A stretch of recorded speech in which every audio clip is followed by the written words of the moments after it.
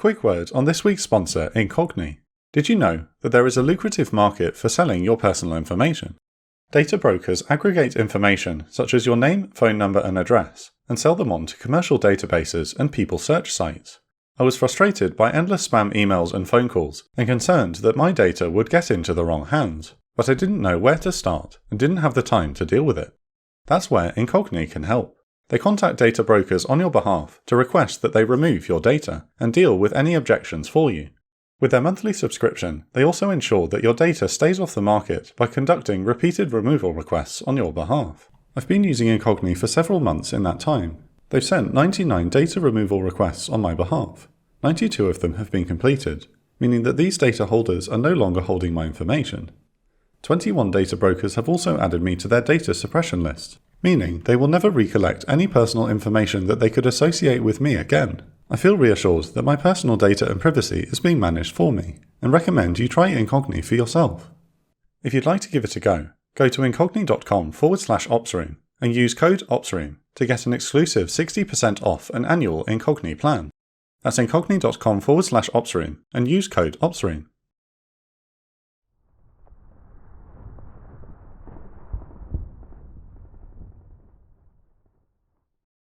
At 5:20 AM local time on December 16, 1944, the quiet stillness of the Ardennes forest is shattered by the thunder of heavy guns. Across the densely wooded area stretching across Luxembourg and Belgium, German artillery has opened a massive barrage, while V-1 buzz bombs scream overhead towards the cities of Liège and Brussels. German gunners set their fuses to explode in the treetops, showering their targets with wooden splinters.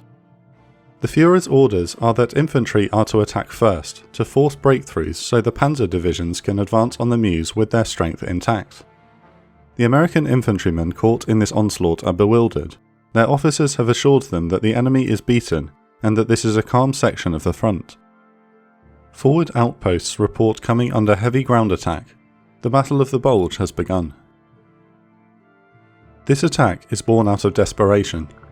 The German army has been in steady retreat across the Western Front for 6 months since the Allies landed in Normandy.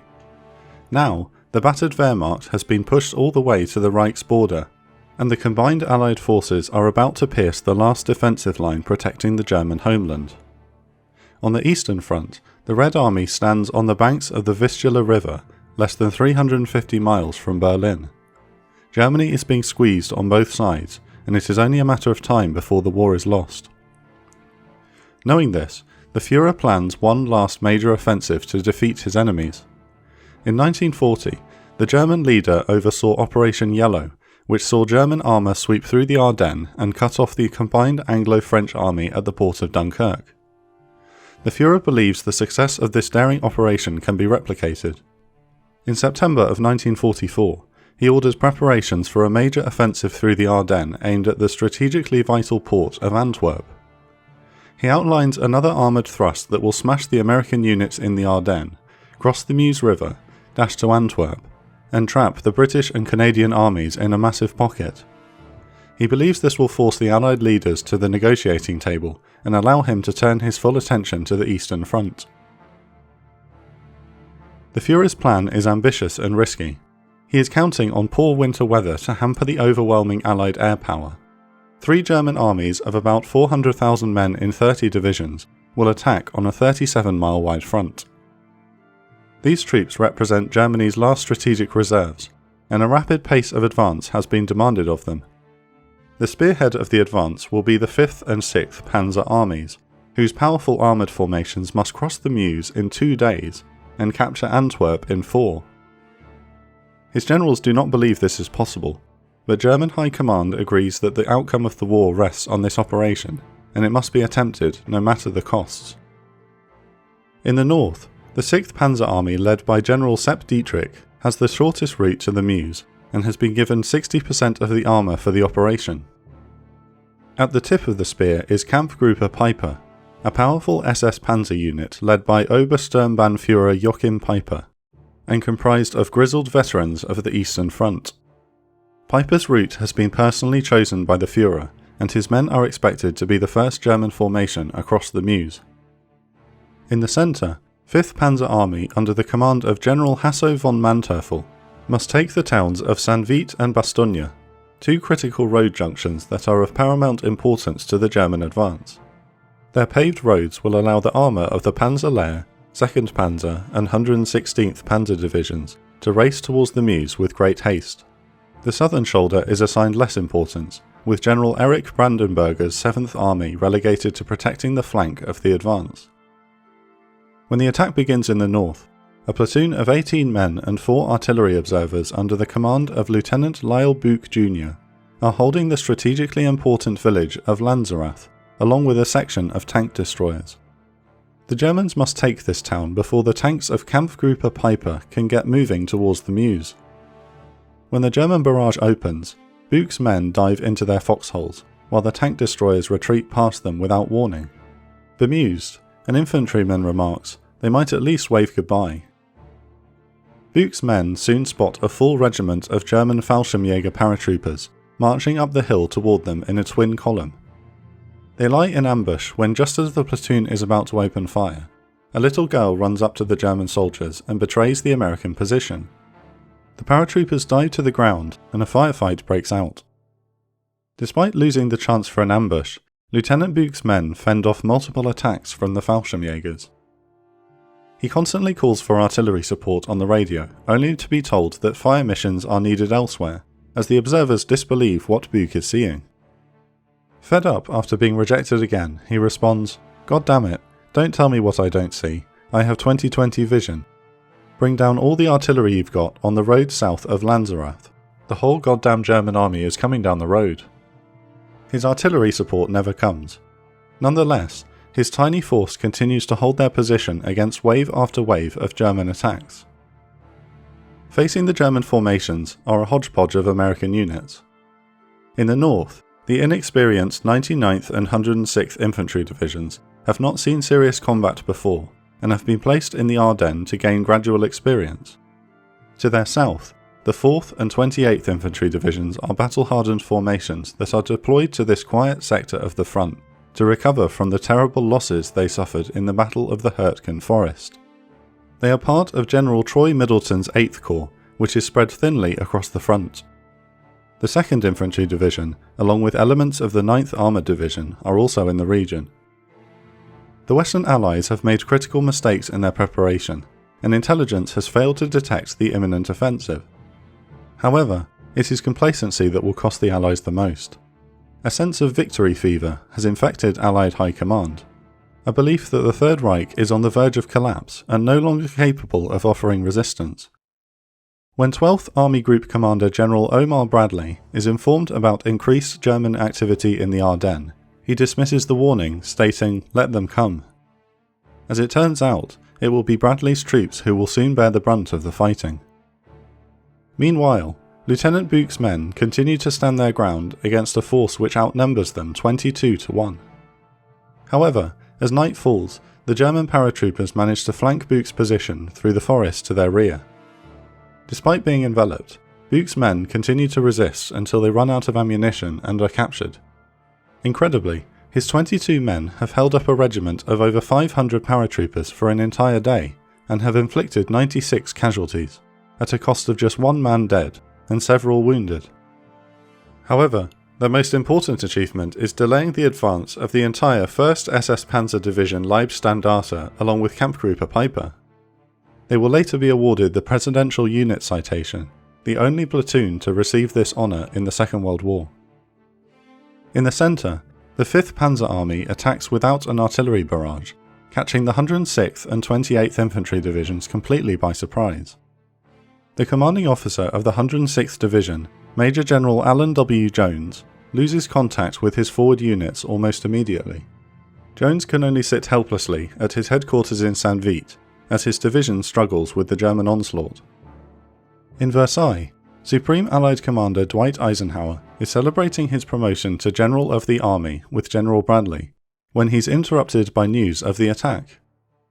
Bradley believes this is a small action to spoil General George Patton's advance in Lorraine, but Eisenhower's gut tells him that the situation is more serious than it is being portrayed. Communications from the front are terrible, and local commanders are unable to determine the scope of the German attack. Faced with a critical decision, Eisenhower acts quickly and orders Patton to halt his attack while sending reinforcements from across the Western Front to the Ardennes. His intuition proves to be correct. By the afternoon, Allied command understands that a major offensive is underway. By the evening of December the 16th, the German offensive is close to breaking through the American lines in several places, but unexpectedly, tenacious resistance is upsetting the timetable for advance. The Fuhrer's insistence on the infantry forcing breakthroughs for the panzers is proving to be a mistake. In many places, the infantry lack the firepower to press home the attacks. To aid the ground assault, Colonel Friedrich von der Heydte, whose men had fought Easy Company of the 101st Airborne at Carentan, has been ordered to paradrop 1,300 Fallschirmjägers behind American lines to capture vital crossroads and disrupt American supply. The operation had been initially scheduled for the night of the 15th of December, cancelled, and then rescheduled for midnight on the 17th. The drops are a complete disaster because of windy conditions along with inexperienced soldiers and pilots. Some transports never drop and return to base while others drop their paratroopers in German territory. Von der Heydte only manages to rally 300 mostly combat ineffective men once the drops are finished. The 285th Field Artillery Observation Battalion of the American 7th Armoured Division is one of the many formations that has been ordered into the Ardennes by Eisenhower. They arrive on the northern shoulder of the German attack, the morning of the second day of the battle.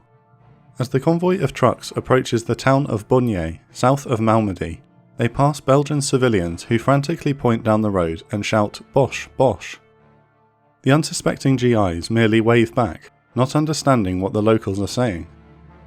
When the convoy reaches the Bulge crossroads, they run straight into Panther tanks and SS Panzer Grenadiers. The Panthers destroy the first and last trucks in the convoy, trapping the formation in place. The Americans are raked with gunfire as men tumble out of their trucks and try to escape. This is the vanguard of Kampfgruppe Piper, which has finally broken through and advanced rapidly throughout the morning. Having been delayed for so long the previous day, Piper is in a vicious mood and orders his men to be harsh in their advance.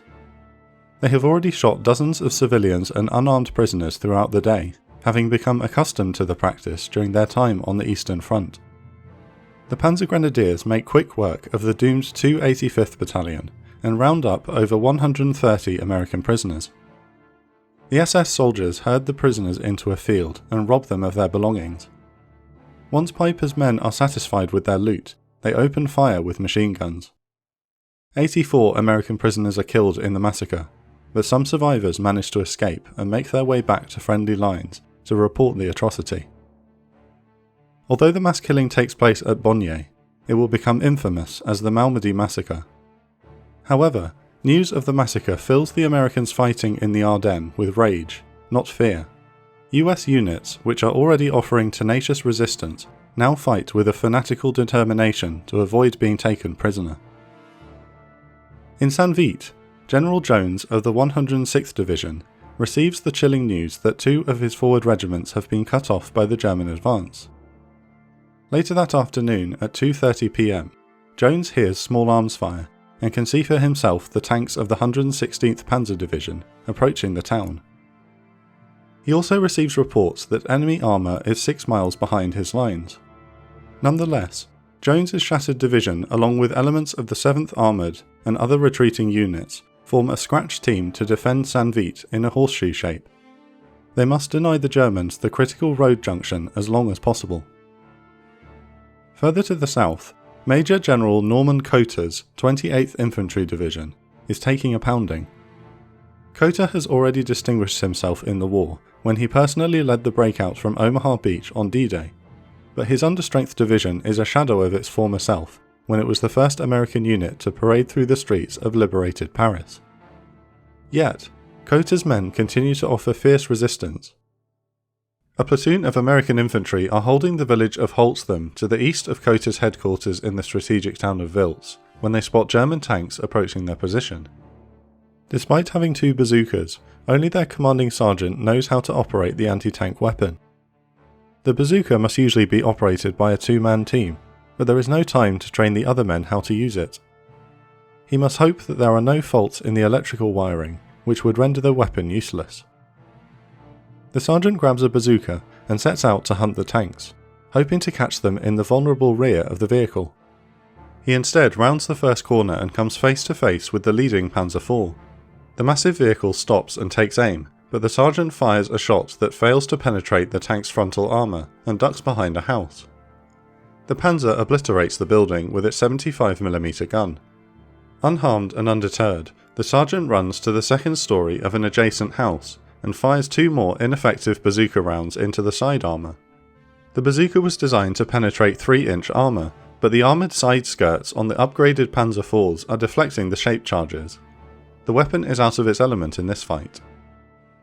Finally, his 4th shot damages the turret and the tank retreats along with the rest of the Panzer IVs.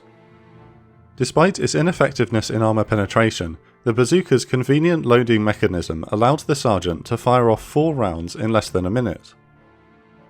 Little do the Americans in Holstham know that they are the only unit between the leading elements of the Panzer Lehr Division and Cota's headquarters in Wiltz. Wiltz will hold out for another 2 days, further frustrating the German advance.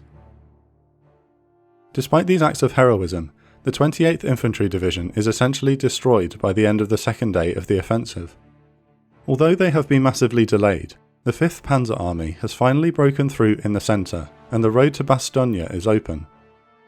The 2nd Panzer and Panzer Lehr divisions race towards the strategic crossroads with little resistance in their way. In the north, Kampfgruppe Piper is spearheading the 6th Panzer Army's advance towards the Meuse, with American units trying to regroup on the Elsenborn Ridge. Eisenhower recognises this, and now moves every available unit to the front. Exhausted former drivers of the now defunct Red Ball Express, the truck supply system halted in November, are ordered to abandon their new assignments and instead drive to every Allied assembly area to pick up units. The 82nd and 101st Airborne Divisions have been resting and refitting in Rheims, when both divisions are alerted to the developing crisis. While the 82nd has had more time to replenish its ranks after tough fighting in Operation Market Garden, the 101st is short of everything. The division is under strength, has reduced stocks of ammo, and no winter clothing. General Maxwell Taylor, commanding officer of the 101st, isn't even in the country, and temporary command has been passed to Brigadier General Anthony McAuliffe. Regardless, they are ordered onto trucks which set off for the Ardennes. The 82nd Airborne will be sent to the northern shoulder to hold the Elsenborn Ridge, while the 101st will be deployed to Bastogne in the centre. Among these are the men of Easy Company, 2nd Battalion 506th Parachute Infantry Regiment. They are now a small part of the more than 250,000 Allied soldiers racing towards the Ardennes to blunt the German breakthrough. The swift turnaround of so many men and material to the Bulge is one of the greatest logistical achievements of the Second World War. In Paris, Ernest Hemingway, the famous author turned war correspondent, is recovering from bronchitis when he hears news of the German attack. He is determined to rejoin his unit, the 4th Infantry Division, which is now engaged in desperate fighting on the southern shoulder of the enemy advance. Amid scenes of chaos in the Ritz Hotel with American military police ordering officers and men to return to their units, Hemingway's brother Lester finds him in his hotel room packing a Thompson submachine gun along with ammunition. Hemingway explains to his brother, "There's been a complete breakthrough. This thing could cost us the works. Their armour is pouring in, they're taking no prisoners. Load those clips and wipe every cartridge clean."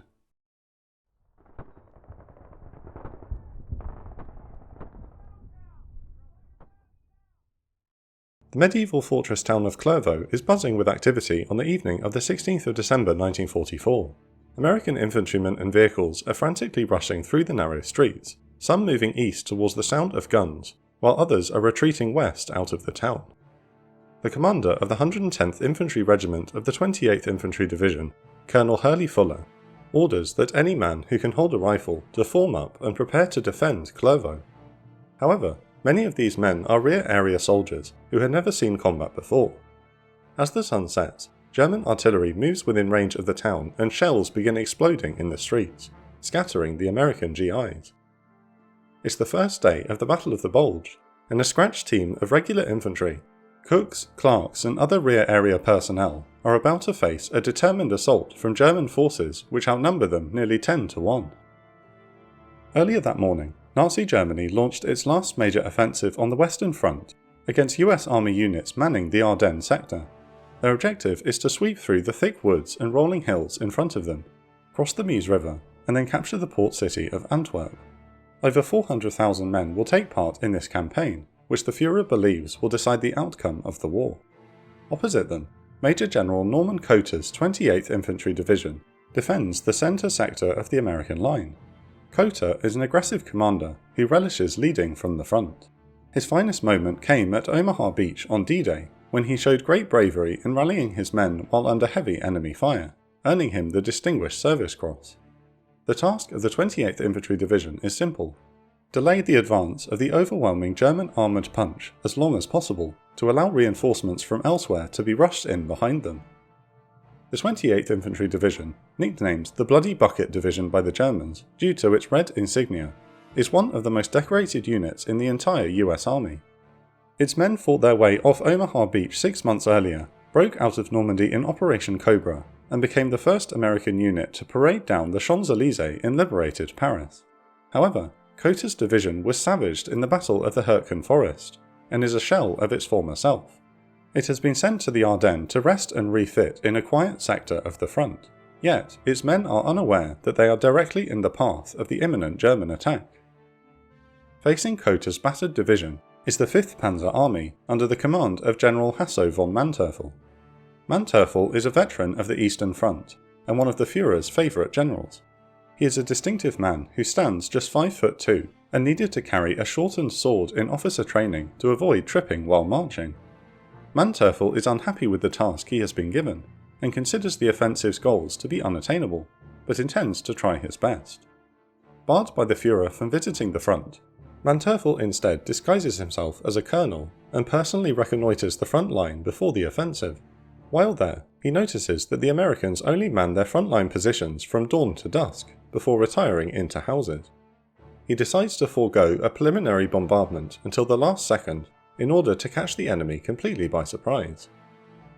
The Aar River and its formidable bluffs is the first obstacle for Manteuffel's advance. He orders the 26th Volksgrenadier Division under the command of General Heinz Kochot to clear the area before the 2nd Panzer, 116th Panzer and the Panzerlehr divisions exploit the breakthrough and head for the crossroads town of Bastogne. Colonel Fuller's 110th Regiment of the US 28th Infantry Division occupies a ridgeline road nicknamed Skyline Drive, west of the Aar River, with about 3,200 men. Fuller is a decorated veteran from the First World War, but has a regiment which mostly consists of untested replacement soldiers. Even more alarming is the overextended front his men have to cover. One GI later joked, a man in a jeep could drive along Skyline Drive for 4 miles between strongpoints without encountering any of Fuller's troops. In the dead of night on the 15th of December, soldiers of the 77th Regiment of the 26th Volksgrenadier Division crossed the Aar River in rubber assault boats at the town of Gmünd. The first men across the river fasten guide ropes over the freezing waters of the Aar for the next waves to follow. Because the American outposts have withdrawn to their warm houses for the night, the German advance establishes a bridgehead without any interference. At 3 am, the German troops begin ferrying heavy weapons to the opposite bank, and by 5:30 am, 2 full regiments are across the river. At this time, German artillery opens a sharp barrage, while the Volksgrenadiers surge forward with spotlights, illuminating the low clouds to provide artificial light. They need to cut off and destroy the American strongpoints along Skyline Drive as soon as possible to allow the armour to cross in improvised bridges. The 77th Volksgrenadier Regiment approaches the village of Hulsingen around 6:15 am. The young Wehrmacht soldiers are excited that they are finally getting the opportunity to take the fight to the enemy once again. One later recalled, "The men were extremely happy and filled with enthusiasm. Everywhere there were signs of renewed hope."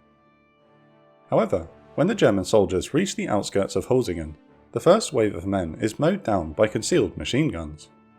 The American defenders have hastily organised a defence, while the searchlights unintentionally silhouette the Volksgrenadiers in the darkness. Although the German barrage has cut telephone wires to command posts, the GIs are able to use their short-range radios to call in artillery support.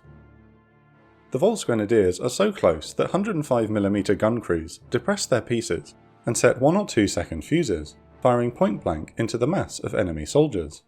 the Volksgrenadiers have unintentionally stumbled into a killing ground. This pattern is repeated at the nearby villages of Holsten, Constum and Weiler, and the Volksgrenadiers take heavy casualties. A frustrated General Kokot shouts into the radio for his units to bypass the villages and cut off the enemy, but his mostly inexperienced men continue to blunder into small settlements where the 28th Division infantrymen cut them down with machine gun and close-range artillery fire. The battles on Skyline Drive will last the whole day, with the Volksgrenadiers making little progress. In Gemund, German engineers have managed to construct two 60-ton bridges over the River Ore by 4 PM, which are capable of carrying heavy vehicles. However, the bridgehead is so small that badly needed Panther and Panzer IV tanks become stuck in a traffic jam, unable to move until Hosingen is cleared of the enemy. To the north, at the riverside village of Dasburg, another bridge has been constructed, and tanks of the 2nd Panzer Division begin rolling across. Here, the bridgehead is sufficiently large enough for the panzers to properly cross and engage the Americans. However, the driver of a Panther tank misjudges his approach, and one of the treads slips from the middle of the span, sending the panzer as well as part of the bridge tumbling into the Ore River. An apoplectic Manteuffel stews in frustration as engineers get to work repairing the damaged bridge, yet another delay the Germans can ill afford. However, the tide slowly turns as the weight of numbers begin forcing the defenders back throughout the night and the morning of the 17th of December. The GIs in Hosingen, Holsten and Constum manage to hold out until the 18th of December, but are eventually crushed by the overwhelming German attack, unravelling the 110th Regiment's defensive position. In the battle for the village of Hosingen, the 300 American defenders suffer 7 killed and 12 wounded, while the enemy counts over 300 dead. By 3:45 AM on the 17th of December, German Panzer Grenadiers are within 4 miles of Colonel Fuller's headquarters at the Hotel Clairvalley in Clairvaux. A reconnaissance unit infiltrates the town and gets into a firefight with the American defenders near the imposing Clairvaux Castle. The intruders are beaten away, but the vanguard of the 2nd Panzer Division is about to assault the town in force. At 5 AM, a German Stug assault gun arrives at the top of the ridge overlooking Clairvaux and begins firing into the town. Colonel Fuller quickly dispatches a platoon of Shermans to block the winding road leading into the town, 1 tank each covering the 3 hairpin turns. At 9:30 AM, Technical Sergeant James Pelletier is setting up a 50 caliber machine gun in Clairvaux Castle when he hears the rumble of tanks. He looks up at the southern ridgeline to see 10 Panzer IVs, 6 Stugs, and 30 half-tracks carrying Panzer Grenadiers starting to descend down the winding road. Pelletier and the rest of the Scratch team continue to hurriedly build defensive emplacements while the Shermans engage the enemy column.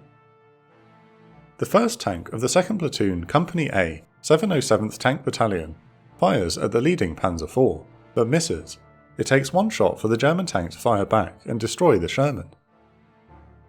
The column continues down the road and navigates around the knocked-out Sherman. Upon passing the burning tank, the lead Panzer IV suddenly explodes. The Sherman defending the 2nd hairpin bend had gone unnoticed by the Germans until it was too late. Another Panzer IV noses around the destroyed lead vehicle and manages to knock out the 2nd Sherman. The narrow winding road is making it difficult for the lumbering column of armoured vehicles to enter the town. Despite the seemingly hopeless odds, the 3rd American tank stands its ground and a close quarters duel breaks out. However, after exchanging several shots, this Sherman is also knocked out, and the German tanks push aside the burning hulk. As the panzers attempt to clear the last hairpin turn, the German tankers are surprised by 2 more American tanks still defending the town. 1 Sherman is firing from a ramp leading into Clairvaux Castle, making it nearly impossible to hit. The panzers desperately attempt to spread out, but the first vehicles are quickly dealt with. 2 Stugs and another Panzer IV are destroyed, forcing the rest of the column back up the winding road. They withdraw to the top of the ridge, where panzers and Stug assault guns will fire down on the American garrison. But the initial assault by the 2nd Panzer Division has been beaten back for now. At mid-morning on the 17th of December, General Cotter calls Colonel Fuller to emphasise the gravity of the situation. He tells Fuller, "Remember, your orders are to hold at all costs. No retreat, nobody comes back. Do you understand, Fuller?" After a few seconds of silence, the colonel responds, Yes sir, nobody comes back. With the second road impassable due to knocked out vehicles and heavy American resistance, the rest of the German tanks detour north towards Clairvault's train station. The advance is far behind schedule, and Manteuffel urges his field commanders to be more aggressive. The tanks and half-tracks of the 2nd Panzer Division stop out of sight from the tiny American crew guarding Clairvault's northern bridge, and the grenadiers dismount, preparing to seize the position in a direct assault. As dusk falls on the 17th of December, a battalion of Panzer Grenadiers creep down the steep embankment to the west of the bridge. Many wade through the freezing waters of the Clairve River, their approach going unnoticed by the defenders. An American lieutenant spots the enemy at the last second, but it is far too late. A 57mm anti-tank gun guarding the bridge is swiftly knocked out, and the Panzer Grenadiers storm the position. Leaderless, most of the GIs flee in panic, while the enemy spills across the bridge only a few hundred yards from Colonel Fuller's headquarters. With the northern route secure, the German soldiers radio the tank column to cross the Clairve River. Clairvaux is now cut off, but there is still a chance for the defenders to escape through the woods. In the Hotel Clara Valley, Fuller phones General Cota's headquarters as enemy tanks advance down the street towards his position, but can only reach Cota's Chief of Staff, Colonel Jesse Gibney. "It's hopeless here. I want permission to pull back everything I can." Gibney responds, "Impossible. Your orders are to hold in place. Don't give up any ground." A furious Fuller asks to speak to General Cota, only for Gibney to tell him that the general is at dinner. A defeated Fuller accepts his orders but adds, "I'm telling you, it's going to be the Alamo all over again." At that moment, a German tank fires into the bottom floor of the hotel from point-blank range. Gibney asks, "What was that?" To which Fuller responds, "I've got a tank sitting in my front door firing in. I don't have time to talk anymore," before hanging up the phone. 110th Regiment's commander and several of his subordinates use the rear fire escape to get out of the burning hotel. They escape into a night lit with German flares and phosphorus shells, which set the houses of Clairvaux on fire. Fuller, and what remains of his headquarters staff, will wander the dark woods of the Ardennes for another 2 days until they are captured. The German breakthrough in the north of the town has dire consequences for the defenders. Panzer Grenadiers, along with Panzerforts and Panthers, roam the streets of Clairvaux and round up American prisoners who have run out of ammunition. The last of Fuller's men in the area, along with panic-stricken civilians, retreat to Clairvaux Castle to make their last stand. Captain John Aiken and his second-in-command, Captain Clark Mackey, have rallied 102 GIs to defend the castle. Although hopelessly outnumbered, the Americans fight tenaciously. The last Sherman tank defends the ramp leading into the castle courtyard, popping out of the gate to fire at the enemy before retreating to reload. Inside the castle, a 16-year-old Belgian civilian, Jean Servet, watches an American GI playing the piano, while a sniper crouches in front of the window, firing at the attackers with a cigarette dangling from his lips. The sniper coolly dispatches one enemy soldier after another, letting the young Belgian keep the shell casings as souvenirs. Against all odds, this small band of GIs is making an impact on the larger campaign. Because the castle dominates the road leading west to Bastogne, soft-skinned trucks or open-top German half-tracks cannot pass through Clairvaux while the Americans can still offer resistance. The castle continues to hold as the sun rises on the 18th of December, but the defenders are now in desperate shape. The last Sherman in the courtyard is knocked out early in the morning, allowing the Germans to bring up Vesper self-propelled artillery pieces to pound the fortress at close range. Instead of wasting their 105mm shells on the thick castle walls, the Vespers fire at the roof, setting it ablaze. A Panther tank smashes through the main gate to the courtyard and begins firing directly into the castle's main hall. Despite the situation, the GIs continue to fight to the last round and cause considerable casualties among the attacking Germans. Sergeant Frank Kusnier later said, "They sent in swarms of infantrymen. We killed quite a few of them, and then they would withdraw." With paltry amounts of food and ammunition, the two young captains discuss the grim situation at 10 AM. When Aiken proposes surrender, Mackey angrily disagrees. "We can't afford to surrender. We've just got to fight to the last man, until we're all gone." But Aiken knows they cannot hold out much longer. His men have done their job, and now he wishes to save the lives of the terrified civilians trapped in the fortress cellar. He makes the difficult decision to surrender. Some of the NCOs are relieved that they took so many of the enemy with them. Staff Sergeant Bob Kalish recalled, "We killed a bunch of them that tried to storm the castle. I don't know how many there was. It was a hopeless situation." The last message from Clairvaux Castle to the 28th Division headquarters goes out from a defiant radio operator. "We're down to our last grenades. We've blown up everything there is to blow up except the radio, and it goes next. I don't mind dying, and I don't mind taking a beating, but I'll be damned if we give up to these bastards." At the aid station, a soldier announces, "If you're a Jewish GI, throw your dog tags away because there are SS troops here." In reality, there are no SS units in the vicinity this time. By 1 PM, resistance has ceased, and the American defenders march off into captivity.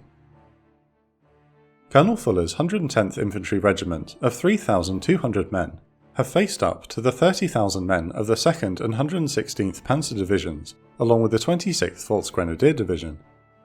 Fuller's regiment suffered 2,750 losses during the Battle of the Bulge, a casualty rate of 86%. However, every minute counted in the initial days of the battle, and while the 110th Infantry effectively ceased to exist, they had not panicked in the face of the German assault. General Kokott would later admit to the US Army historians that he did not expect them to put up such determined resistance. The remnants of the beaten units of the 28th Division did not give up the battle. They stayed put and continued to block the road. Both officers on the ground and historians agree that the Wehrmacht would have taken Bastogne and its road junction had the 28th Infantry Division not fought so well. Unfortunately, the 28th, along with Combat Command Reserve and Combat Command B of the 9th Armoured Division, have not received the same level of recognition as the 101st Airborne Division for their role in the Battle of the Bulge. Although all three units were recommended for Distinguished Unit citation, most officers on the award review boards did not receive the full story of their collective sacrifice. Historian John McManus wrote that it was difficult for combat historians to interview soldiers from the 28th Division, for the simple, stark reason that most had been killed, badly wounded, or captured. Most of the division's records were destroyed during the battle, leaving very little for recommendation review officers to study. In fact, some of these same officers believed that the over 2,000 men listed as missing in action from Colonel Fuller's 110th Infantry Regiment were designated as such because they surrendered en masse, and were thus unworthy of citation. While there were mass surrenders by American units in the early days of the offensive, the 110th Regiment fought almost to the last man to delay the German advance. Another reason that the gallant defence mounted by the 28th is less well known is due to Hollywood portrayals of the Battle of the Bulge, focusing mostly on the defiant stand of the 101st Airborne at Bastogne.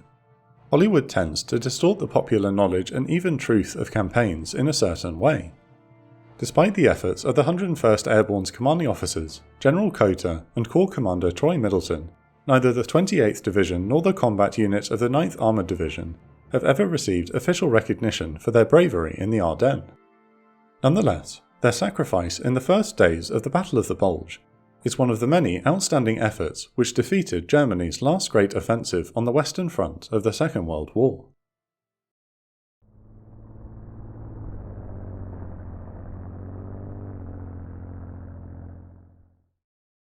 At 6:45 AM on the morning of December the 18th, 1944, the third day of the Battle of the Bulge, soldiers of the 2nd Infantry Division spot German armour approaching their position on the Elsenborn Ridge.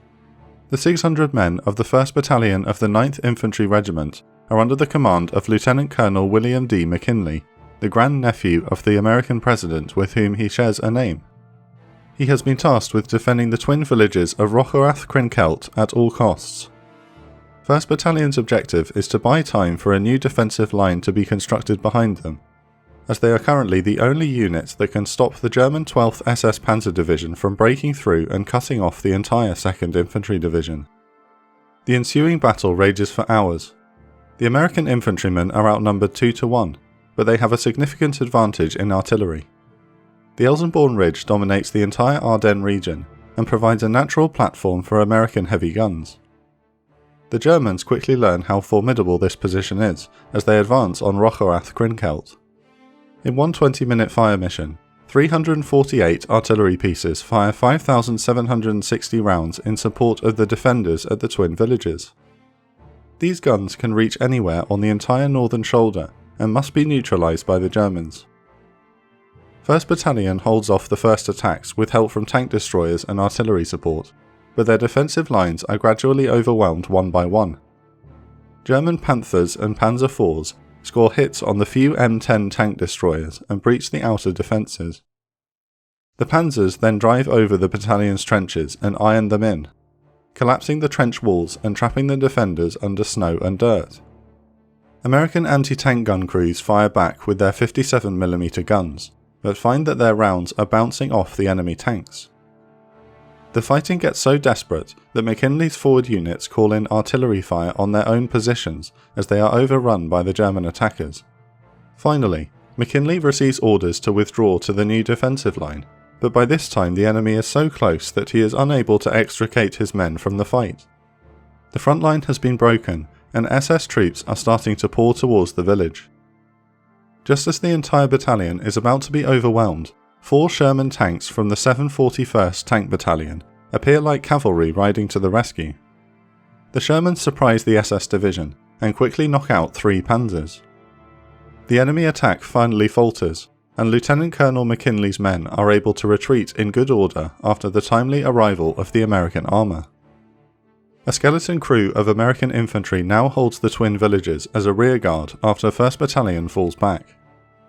Frustrated by the delays, the commander of the 12th SS Panzer Division throws in his reserves to finally overrun the last GIs. 2 regiments, 1 Volksgrenadier and 1 Panzer Grenadier, supported by a fresh battalion of 96 Panther tanks, 80 mechanised half-tracks, and 12 Jagdpanzer tank destroyers, form up for the final assault. Facing them are the remnants of the 38th Infantry Regiment with a platoon each of Shermans and M10 tank destroyers. The 801st Tank Destroyer Battalion and their towed artillery also digs in and brings its guns to bear on the approaching enemy. In the mid-afternoon, the Panthers and Jagdpanzers storm the twin villages while the American defenders fire back with bazookas. The GIs have barricaded the houses and skillfully hidden their few remaining tanks. They manage to catch the Panthers and Jagdpanzers in the vulnerable side armour, destroying them one after the other.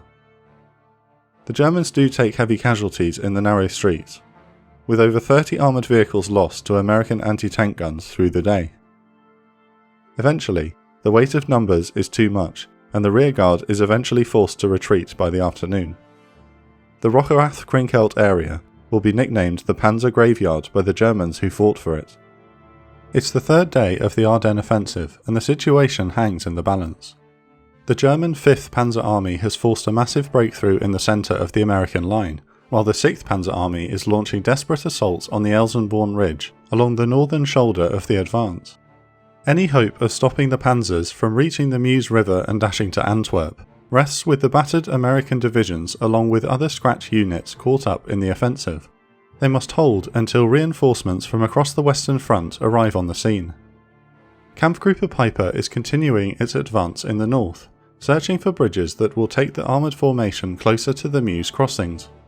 Piper has been forced to deviate from the path personally chosen by the Fuhrer due to poor roads and inadequate bridges, which can't support the weight of his immense King Tiger tanks. His only goal now is to keep exploiting his local breakthrough and get to the Meuse as quickly as possible.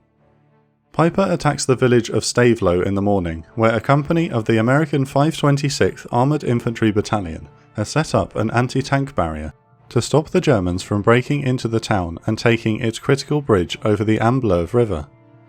The Americans are still positioning their men and anti-tank guns in Stavelot when they are surprised by 2 Panther tanks and a company of Panzer Grenadiers, charging down the hillside on the road to the bridge. The Americans manage to knock out the first Panther, which bursts into flames, but it has built up such speed going downhill that it smashes right through the anti-tank barrier. The second Panther exploits the opening and occupies the bridge, followed rapidly by the Panzer Grenadiers. 57mm anti-tank guns fire several ineffective rounds at the German tank before they are overrun, Thanks to the stunning assault, the Americans are unable to blow the bridge, and Piper's men are one step closer to the Meuse. The fighting for Stavelot will continue over the next days, but over 800 SS vehicles will cross over Stavelot's bridge on December the 18th alone. By the late morning, the men of the 1st Battalion, 9th Infantry Regiment have retired to their new defensive line further up the Elsenborn Ridge. Their holding action at Rocherath-Krinkelt has allowed the 2nd Division to re-establish a firm front, but the battalion has lost almost 70% of its strength during its desperate defence. Units from the 9th Infantry Division are moved to the front to bolster the line, while the rearguard at the twin villages continues to hold back the bulk of the 12th SS Panzer Division. A convoy of 7 American trucks approaches a battalion of 99th Infantry from the southeast. A US tank destroyer fires a round over the leading truck, compelling it to stop. A patrol goes forward to properly identify the convoy. Suddenly, the men in the trucks open fire on the patrol, and a wave of German soldiers pile out of the convoy. On the first day of the offensive, the infamous Waffen-SS commander Otto Skorzeny led an English-speaking commando team through Allied lines wearing American uniforms and driving captured Allied vehicles. Although their activities have been mostly confined to minor acts of sabotage, their presence has caused chaos and paranoia behind the front line. This is a Trojan horse trick. A different group of 140 SS soldiers in their own SS uniforms are attempting to penetrate the American lines using captured vehicles. However, the American defenders direct mortar fire and heavy machine guns on the SS troops, and the battle quickly becomes a rout. About 3/4 of the German soldiers become casualties before they retreat in disarray. Their brazen attempt to bypass the American line on the Elsenborn Ridge demonstrates the importance of this high ground, control over which now determines the outcome of the 6th Panzer Army's northern thrust. Meanwhile, Piper has gotten much of his force through Stavelot, and he is now searching for a new bridge to the west. As of right now, there are no sizable Allied units between him and the Meuse. When his scouts locate another intact bridge at the village of Toipon, Kampfgruppe Piper moves to exploit the opportunity. But just as the armoured column arrives, American engineers manage to blow the bridge before they can start crossing. Despite this setback, another bridge is discovered at Cheneux, and the column manages to capture it and cross. Unbeknownst to Piper, his force has been spotted by a low-flying American scout aircraft, which relays their position. In the centre of the line, the Germans launched 3 major attacks on the mixture of American units defending Saint-Vith. Despite being outnumbered and low on ammunition, the remnants of the 106th Division and the 7th Armoured Division doggedly hold their ground thanks in part to unceasing artillery support. However, a large salient is developing around the critical road junction, and the American units are in danger of being cut off. With daylight running out, Piper's scouts find another bridge over the Lienne River. At the same time, Piper is leading his column across the bridge at Cheneux, when the weather temporarily clears. US Army Air Force P-47s descend on his exposed force while Piper runs for cover. The Allied strike aircraft, nicknamed the Jabos by the Germans, bombs the Kampfgruppe, while Wirbelwind anti-aircraft guns attempt to drive them off. An SS Panzer Grenadier recalls that the Jabos hung in the air like wasps, but several are shot down by the Wirbelwinds. By the time the attack is over, 2 Panthers along with 10 other vehicles are destroyed and Piper's advance is again delayed. Rushing to make up for lost time, his lead vehicle races to the bridge and is just about to cross when it is blown up in their faces by American engineers who had been alerted to his attack by the P-47 raid. Desperate, Piper sends a tank company to the north to force a crossing at the last bridge in the area. As the panzers approach the final bridge, they are met with vicious anti-tank fire. The Americans have laid an ambush after being alerted by the scout aircraft. After fighting off the ambush at great cost, German tankmen are dismayed to discover that the bridge isn't strong enough to support their vehicles. With no more crossings left on this route, Piper must turn his entire column around and return to where he started the day. At this moment, elements of the 82nd Airborne and other American units are arriving to block Kampfgruppe Piper's advance west and counterattack the overextended force. Miles to the south, The situation is far worse for the Americans. The Panzer Lehr and 2nd Panzer Divisions have been advancing throughout the day towards Bastogne. Both armoured divisions have been frustrated by traffic jams and small pockets of resistance, but considerable American reinforcements are still too far out to block the German advance.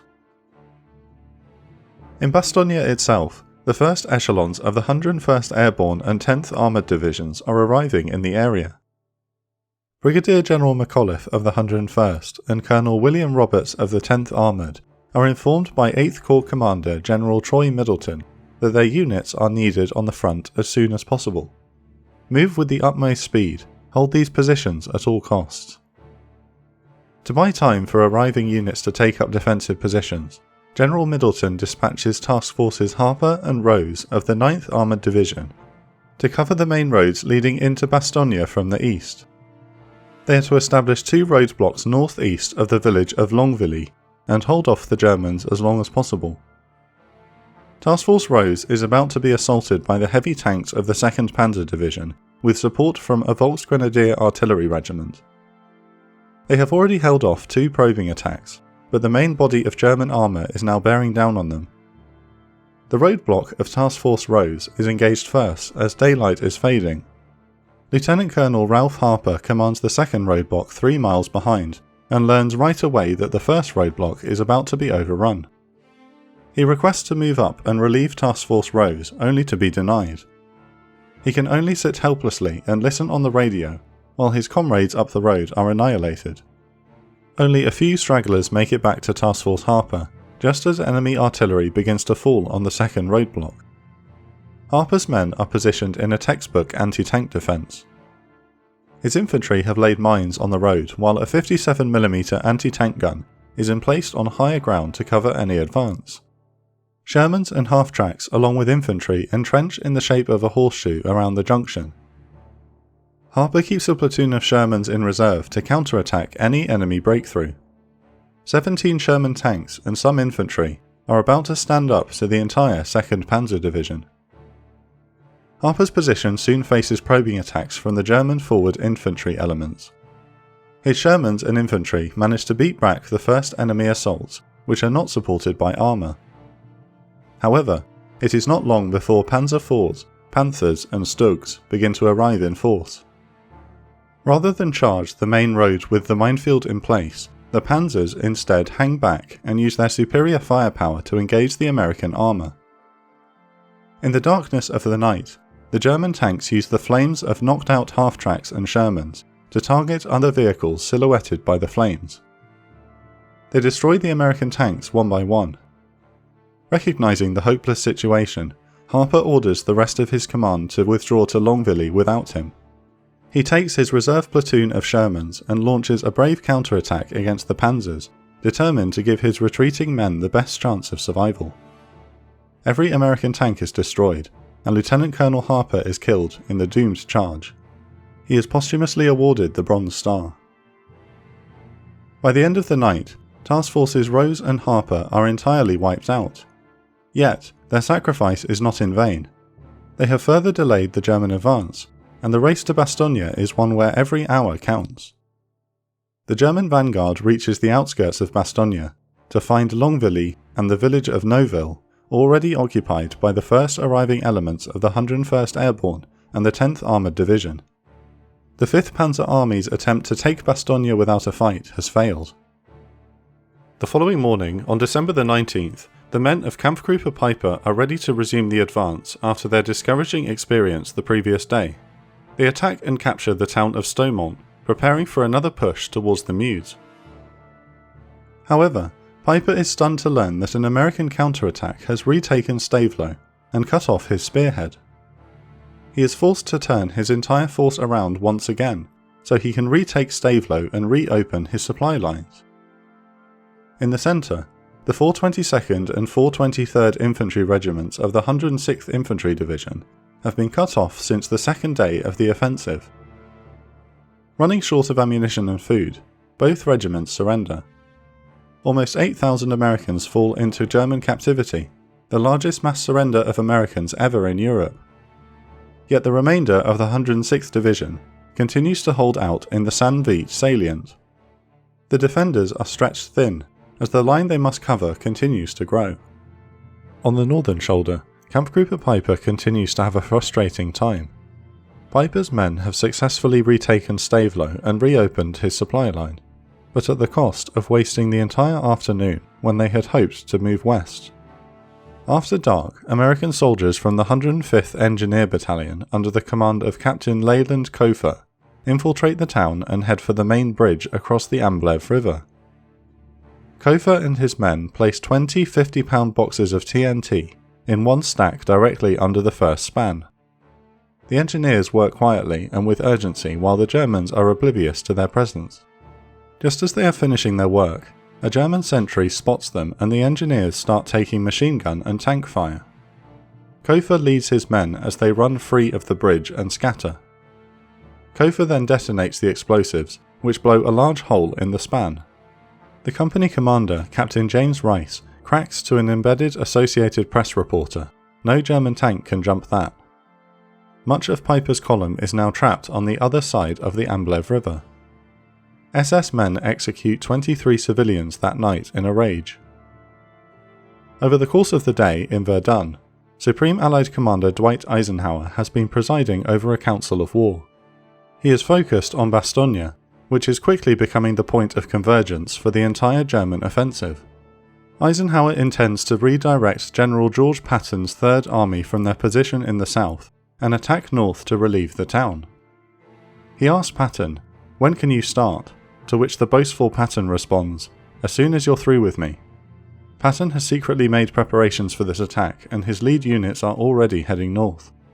Night falls on December the 19th, the day German panzers were supposed to be rolling into Antwerp. American resistance, poor roads and snowy weather has successfully delayed the German offensive.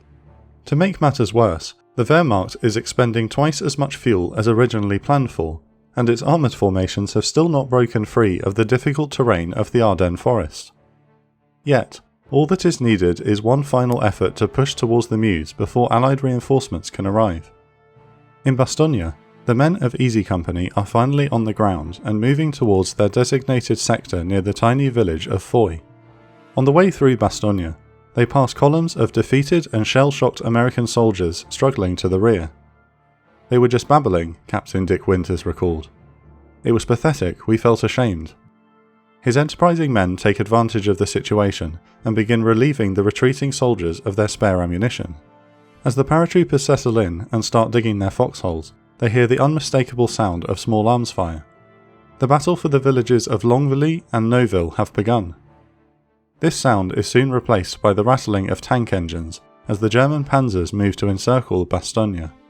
Easy Company continues to dig their holes carefully and deep.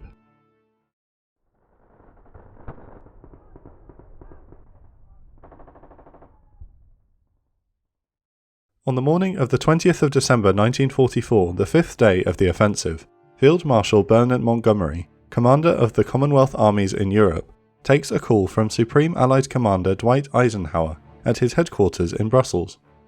Eisenhower has decided to place the American 1st and 9th Armies on the northern shoulder of the Ardennes forest under Montgomery's command. "Monty, we are in a bit of a spot." "So I gathered." "How about taking over in the north?" Eisenhower has summoned Montgomery at a critical time. The Ardennes offensive is in its fifth day, and the American defenders are struggling to hold back the powerful German armoured formations. To the north, the 6th Panzer Army continues to battle with the depleted 1st, 2nd and 99th Infantry Divisions holding the Elsenborn Ridge. To the south, the German 7th Army has made minimal gains as a result of insufficient armoured support. However, the town of Bastogne is now the point of convergence for the German advance in the centre, and is under heavy pressure. The 101st Airborne Division, along with Combat Command B of the 10th Armoured Division, are attempting to hold back the entire 5th Panzer Army. Should the Wehrmacht capture the town, it would take control of the 7 key roads in the area. On the outskirts of Bastogne, a mixed force of about 400 paratroopers and elements of the 10th Armoured Division have been desperately clinging to the village of Neuville for the past 36 hours. Named Team de Sobry after their commanding officer Major William de Sobry, this scratch team has been battling the entire 2nd Panzer Division which is trying to force its way into Bastogne. Decisive has already been wounded and captured when a German flanking attack takes the village of Foy to the force's rear. With Team Decisive cut off and running out of ammunition, General McAuliffe orders Colonel Robert Sink, commander of the 506th Parachute Infantry Regiment, to launch a rescue mission to extricate the force. 3rd Battalion of the 506th charges out of the woods to the west of Foy and manages to clear the village by noon, forcing the Germans out and reopening the road north. In a stroke of luck, fog descends on the area as half-tracks move into the ruins of Neuville to relieve the beleaguered garrison. With their escape route intact, Team Decisive prepares to depart and loads the wounded on any vehicle that can move. As the convoy leaves Neuville, American engineers blow up the church steeple, which collapses and blocks the main road leading out of the town. Team Decisive and the 506th paratroopers successfully evacuate, with the majority of the infantry jogging alongside the vehicles. The convoy continues southwest towards friendly lines when disaster strikes just as they are about to reach Foy. An armoured slat on the lead half-track comes loose and slides over the driver's side windshield, blocking his view. The driver slams on the brakes, and the 15 Shermans along with the half-tracks behind him ram into each other as a massive traffic jam develops. At the worst possible moment, 3 German panzers emerge over the hill line to their east. Taking advantage of the traffic jam below, they fire at the now stationary column, causing massive damage and knocking out 11 Shermans through their weaker side armour. The fog glows bright orange from the burning vehicles as the Americans try to return fire. With the rescue now turning into a slaughter, a group of paratroopers commandeer a Sherman, whose crew have bailed out in the chaos. Despite having no training on how to use the armoured vehicle, they manage to traverse the turret towards the German tanks and fire back. Under pressure, they also figure out how to reload the gun and continue firing. The paratroopers turned tankers knock out one of the panzers and force the others to withdraw. With the German tanks gone, the remnants of the convoy limps on towards American lines, grateful for the protection that the thick fog affords them. When they eventually make it back to the line south of Foy, they are greeted by Colonel Sink, who stands on the road and shakes the hand of every man as they pass. In its nearly 2-day defence of Neuville, Team Decisive loses more than half of its strength, but prevents the 2nd Panzer Division from seizing Bastogne from the north. The battles at Neuville and across the outskirts of Bastogne have unforeseen consequences for the German campaign. General Freiherr von Luttwitz, commander of the 47th Panzer Corps, is convinced that the American garrison at Bastogne can be defeated by infantry alone, and orders his 3 panzer divisions to cut off and then bypass the town. With the timetable for crossing the Meuse River already far behind schedule, Luttwitz can no longer accept any delays to his tank formations. The 26th Volksgrenadier and 5th Fallschirmjäger divisions prepare to conduct a siege of the town. For Montgomery, the most important task is to keep the Germans from breaching the Meuse. Despite the initial intelligence failure, Allied High Command now has a clearer picture of enemy intentions. It is impossible to miss the panzer spearheads charging towards the river. Montgomery sends British 30 Corps, commanded by Lieutenant General Brian Horrocks, south to secure the Meuse River bridges, and to ensure that British tanks and artillery will be waiting to greet the German advance at the key river crossings. Meanwhile, the German 6th Panzer Army is launching a desperate attack against the American positions on the Elsenborn Ridge. The dominating ridge has been an impassable obstacle for the German advance to the Meuse, and time is running out until significant Allied reinforcements arrive. As daylight wanes on the 20th of December, the 12th SS Panzer Division launches one final effort to smash the American line. They manage to break through the right flank of the 1st Infantry Division, but this success is only temporary. The attack is swiftly contained and beaten back as the 82nd Airborne and other units arrive to stabilise the line. It is now clear to German High Command that the 6th Panzer Army has failed in its task to force a breakthrough on the northern shoulder. With the defeat of the main German effort in the north, all eyes are on the battle for St. Vith, which is reaching a climax. A mixed force of understrength units have denied the Germans the critical road junction for almost a week. Yet, the defenders are buckling under withering pressure from the 5th Panzer Army, which launches 21 attacks on the 20th of December alone. Major Donald Boyer of the 38th Armoured Infantry Battalion of the 7th Armoured Division senses that his unit cannot hold out much longer. His men are blocking a logging road to the east of the town and have been in constant contact with the enemy since the offensive began. They are exhausted and running low on ammunition. On the morning of the 21st of December, Boyer's troops are assaulted by Volksgrenadiers, who launch a massed infantry assault, throwing grenades and firing Panzerfausts as they charge towards their positions. The Germans get so close that Boyer's machine guns resort to firing traverse, spraying fire in all directions without aiming. Faced with annihilation, Boyer orders a danger-close artillery fire mission just 50 yards from his own position. The artillery gun crews fire what is known as time on target to support Boyer's men. This tactic involves saturating the target area with artillery of every calibre at the same moment, known as tea time. This is coordinated by the artillery commander. It is meant to catch the enemy off guard with a sudden vicious barrage. The American gun crews prepare a firing solution and synchronise their watches. As the young men of the 18th Volksgrenadier Division sprint across the forest floor, an enormous bombardment of heavy shells falls from the sky. 105mm and 155mm shells, along with heavy mortars, land just 50 yards in front of Boyer's position. The accurate barrage rains an awesome display of destruction and death on the young men unfortunate enough to find themselves beneath it. The German survivors retreat back through the woods. From the artillery request being made to time on target has taken just 2 minutes. However, Major Boyer knows that this is just a lull in the storm, and with no remaining reserves, and the artillery support now running very low on shells, it will be impossible to hold off the German assault much longer. In the north, Kampfgruppe Piper has been cut off from its supply lines for the past 2 days, and is slowly being forced into a pocket. Piper is assured that the 1st SS Panzer Division will break through to him, but his Kampfgruppe is now so weak that he must abandon the towns of Stoumont and Cherneux to consolidate his force. In Stavelot, 100 of his men try to swim to safety across the freezing waters of the Amblève River, only for American riflemen to pick them off one by one. Just 20 survive the Amblève duck shoot, and Piper withdraws his remaining forces to the village of L'Aglise. They are set upon by the 30th Infantry Division, whose commander, General Bill Simpson, encourages his men to be ruthless to the perpetrators of the Malmedy massacre.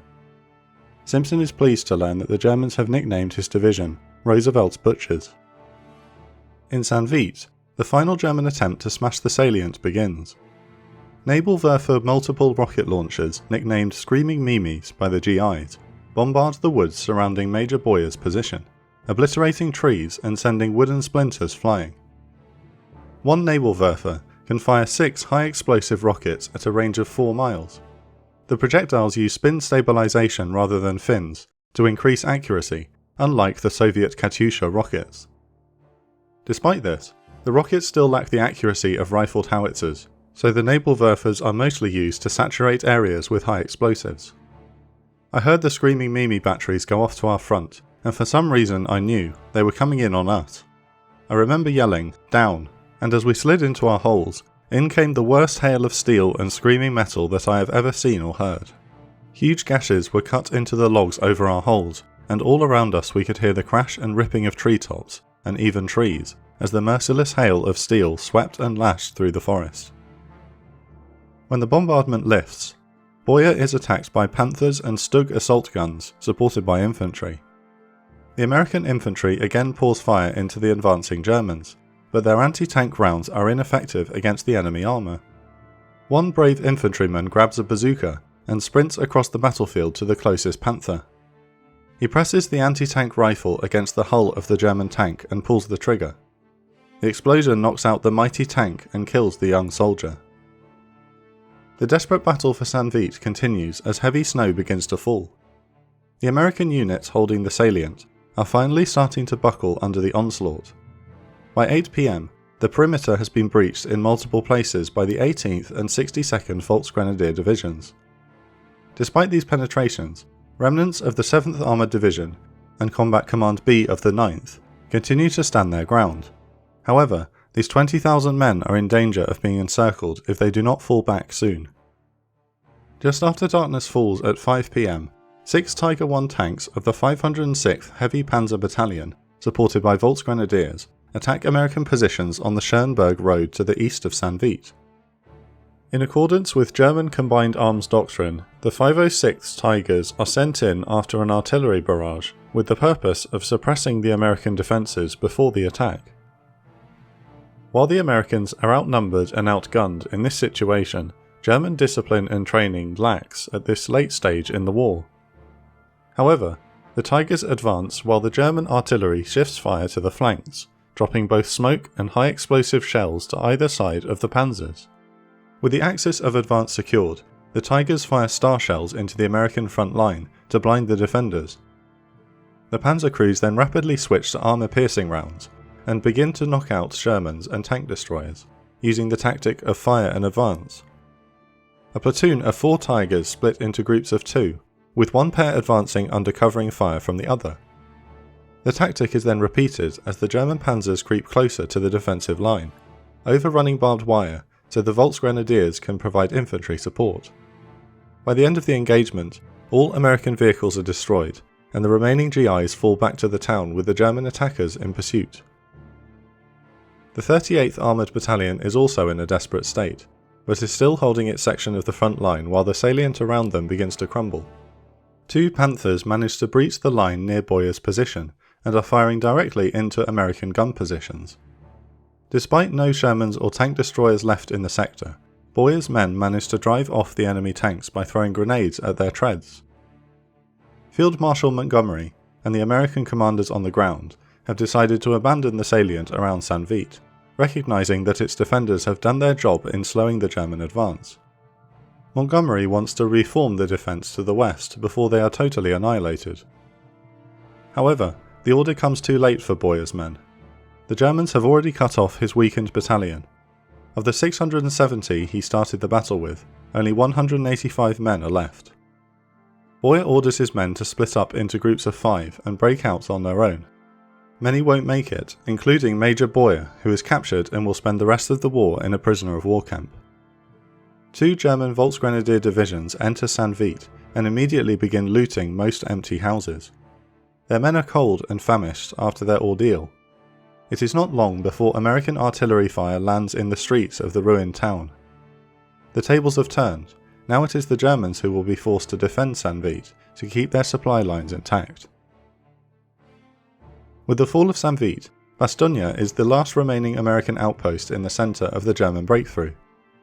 By the afternoon of the 21st, all 7 roads leading to the town have been cut off. The American defenders of Bastogne are now completely surrounded. General Luttwitz's panzers are now racing towards the Meuse and counting on the infantry units left behind to finish off the Bastogne pocket. The German armour will soon need Bastogne's road connections in order to bring up supplies for the much anticipated push across the Meuse. Meanwhile, the Allies are preparing their response. To the north, the German advance has been stopped cold, albeit at an astounding cost. British 30 Corps is rushing to the Meuse to blunt the main German penetration in the centre. In the south, General Patton is impatient to launch his counterattack to relieve Bastogne, but the uncooperative weather is hindering Third Army's mobility. Above all, Allied High Command is hoping for clear skies so they can finally unleash their air power, which has been largely grounded since the start of the offensive. The men trapped in Bastogne can only sit and hope they will be relieved, or that the weather will soon clear and allow for aerial resupply. Ammunition and medical supplies are urgently needed.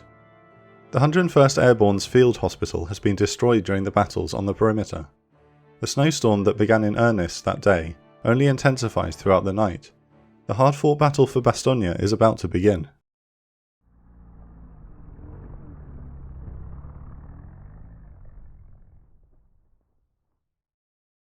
It's 5:30 am on the 19th of December 1944.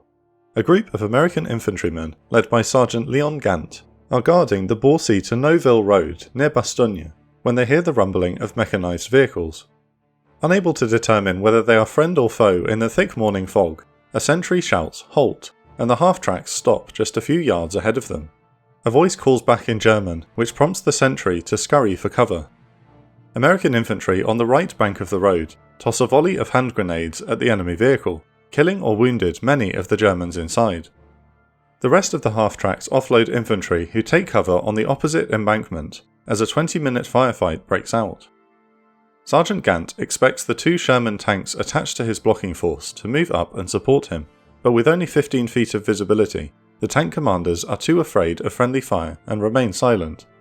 Eventually, both sides retreat from the roadblock and consider their next moves. The German reconnaissance patrol heading east to report they have found the American defences.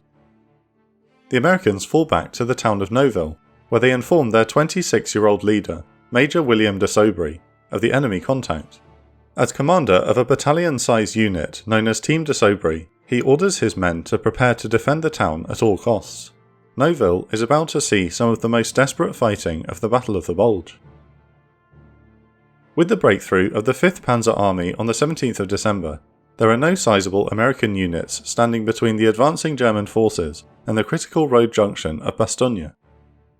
Commander of 8th Corps, General Troy Middleton, recognises the danger and frantically redirects whatever units are available to the threatened sector. Colonel William Roberts' Combat Command B of the 10th Armoured Division is ordered to plug the gap after arriving in Bastogne early on the 18th of December. Combat Command B is split up into smaller subunits or teams to establish a defensive perimeter. One team under the command of Lieutenant Colonel Henry Cherry rushes to the village of Longvilly, while another, led by Lieutenant Colonel Jim O'Hara, moves to block the enemy advance southwest of the town of Waldau. The 20th Armoured Infantry Battalion under the command of Major de Sobry heads for Neuville. De Sobry's men arrive at 11 PM to find the area deserted, while the sound of small arms draws closer through the thick fog. At first glance, Neuville is not a bad place to make a stand. The town seems situated on relatively high ground, surrounded by open fields which provide excellent fields of fire. But in the darkness, the Americans cannot see 2 dominating ridges, one in the southeast and the other in the northwest. This high ground will be critical in the coming battle. Major de Sobry quickly sets up a defensive perimeter, ordering 3 outposts blocking the roads leading into Neuville, each consisting of a depleted platoon of infantry and a section of Shermans. Meanwhile, stragglers from the east steadily trickle into the town. Many are leaderless and shell-shocked after narrowly escaping the approaching enemy. De Sobry later recalled, "They essentially told us horror stories about how their units had been overrun by large German units with lots of tanks, Germans in American uniforms, Germans in civilian clothes, and all sorts of weird tales." Colonel Roberts has given de Sobry the authority to seize stragglers and take them under his command, but so few of them are in any condition to fight that de Sobry decides it's easier to send most to the rear. By midnight of the 18th, the 400 men under his command are dug in and their commanding officer orders them to catch some sleep, feeling that the main battle is about to start.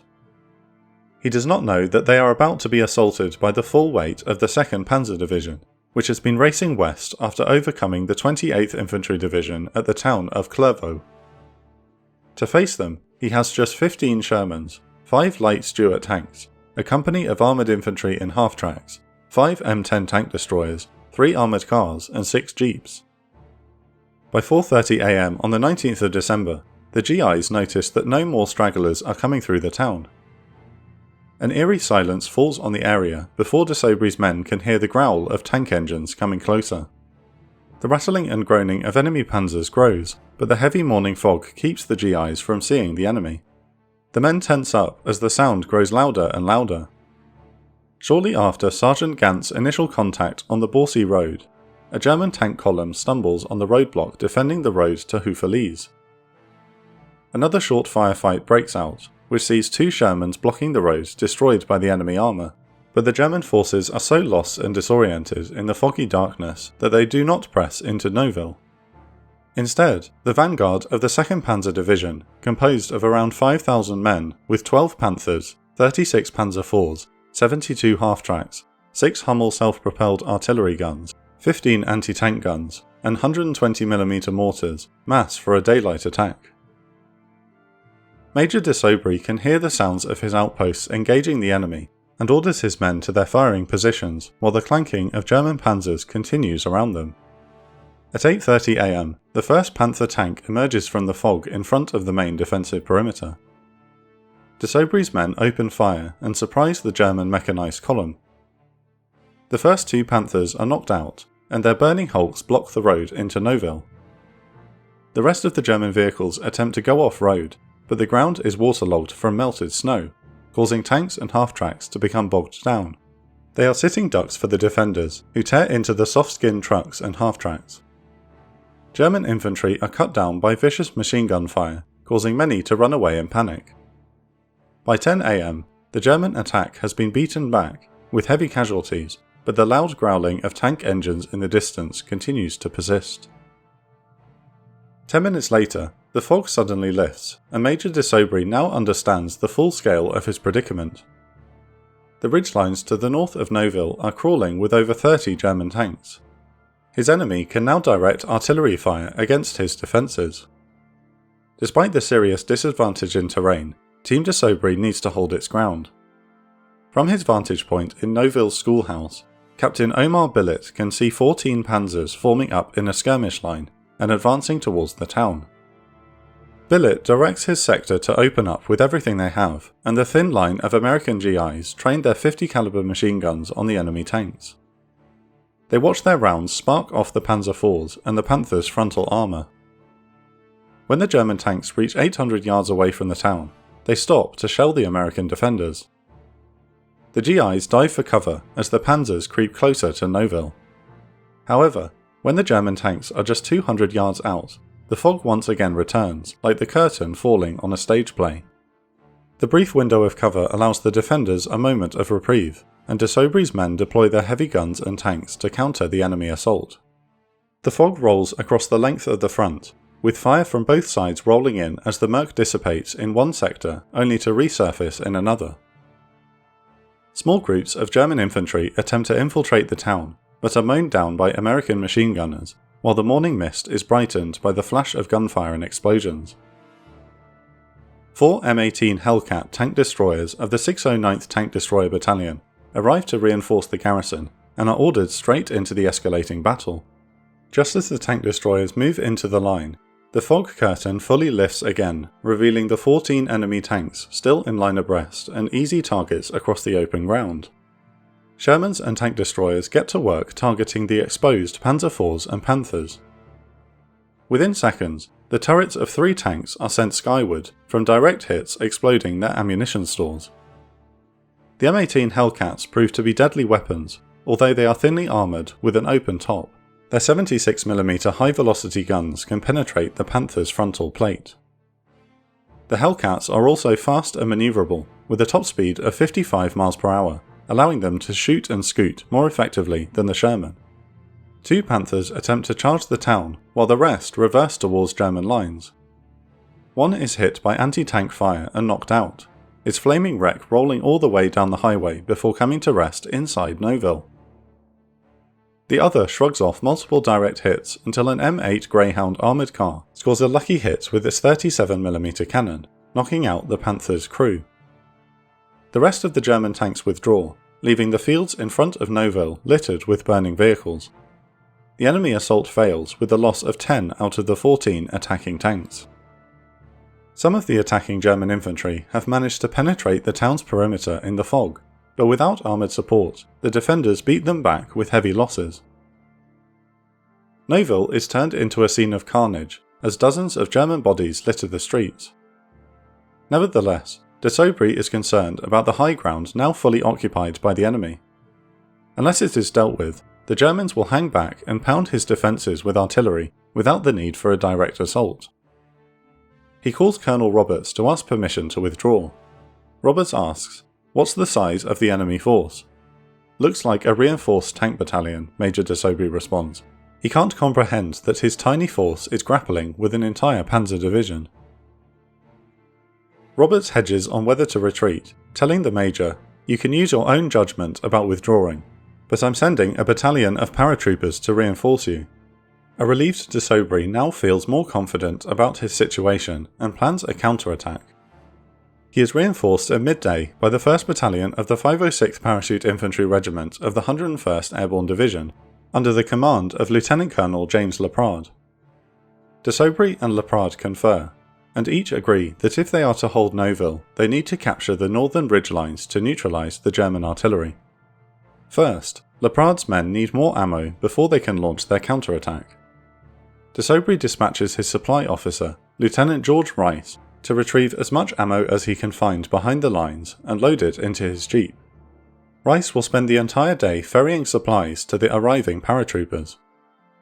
At 2:30 PM, the paratroopers go right into the attack without any briefing. The only orders the men receive are from NCOs who point towards the enemy and shout, "Hey, we're attacking, go there." 7 of Team de Sobry's tanks, along with armoured infantry in half-tracks, move out to provide covering fire, while it will be up to the paratroopers to take the ridges on foot. However, the fog rolls in once again, which reduces visibility to just 50 yards, causing Laprade's men to lose visual contact with their fire support. Regardless of the danger, the men of the 101st Airborne sprint into the fog firing their weapons, while American artillery pounds the ridgeline. Lieutenant Joe Reed of Charlie Company later recalled a strange sight in the middle of the carnage. "We came upon a bunch of krauts sleeping in their holes. We started to pop them as they ran along the ridge. Then Reed and his men faced a terrifying prospect. Immediately, we heard a bunch of tank motors start up just over the hill in a wooded area." The German forces are launching an attack of their own at the exact same time. Artillery and Naval-Werfer rocket fire crashes around the paratroopers. Panther and Panzer IV tanks roll towards Neuville as both sides collide in a head-on battle. Charlie Company manages to crest the ridgeline, but the weight of German numbers are too much. The German troops devastate the paratroopers with heavy machine gun and tank fire, while Team de Sobry's mechanised forces desperately attempt to keep the Germans at bay. After a few short minutes, the Americans are forced to escape the killing zone and retreat back into the town with the enemy in close pursuit. The battle turns into what de Sobry will later call a barroom brawl as the panzers enter Neuville. Private Don Ador of the 20th Armoured Infantry Battalion is defending the main street across from de Sobry's headquarters when a man sprints from around the corner and cries, "There's a Tiger tank rolling into the town, blowing everything up." Most of the GIs run for cover in a nearby basement, but Ador goes to investigate.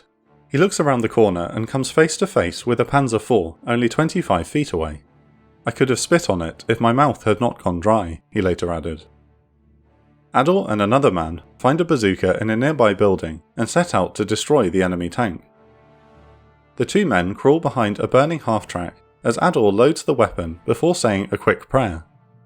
He pats his comrade on the back, who fires the bazooka, but the shell does no damage. Ador reloads the bazooka, but the next round fails to detonate, and the Panzer IV begins backing up, searching for the GIs.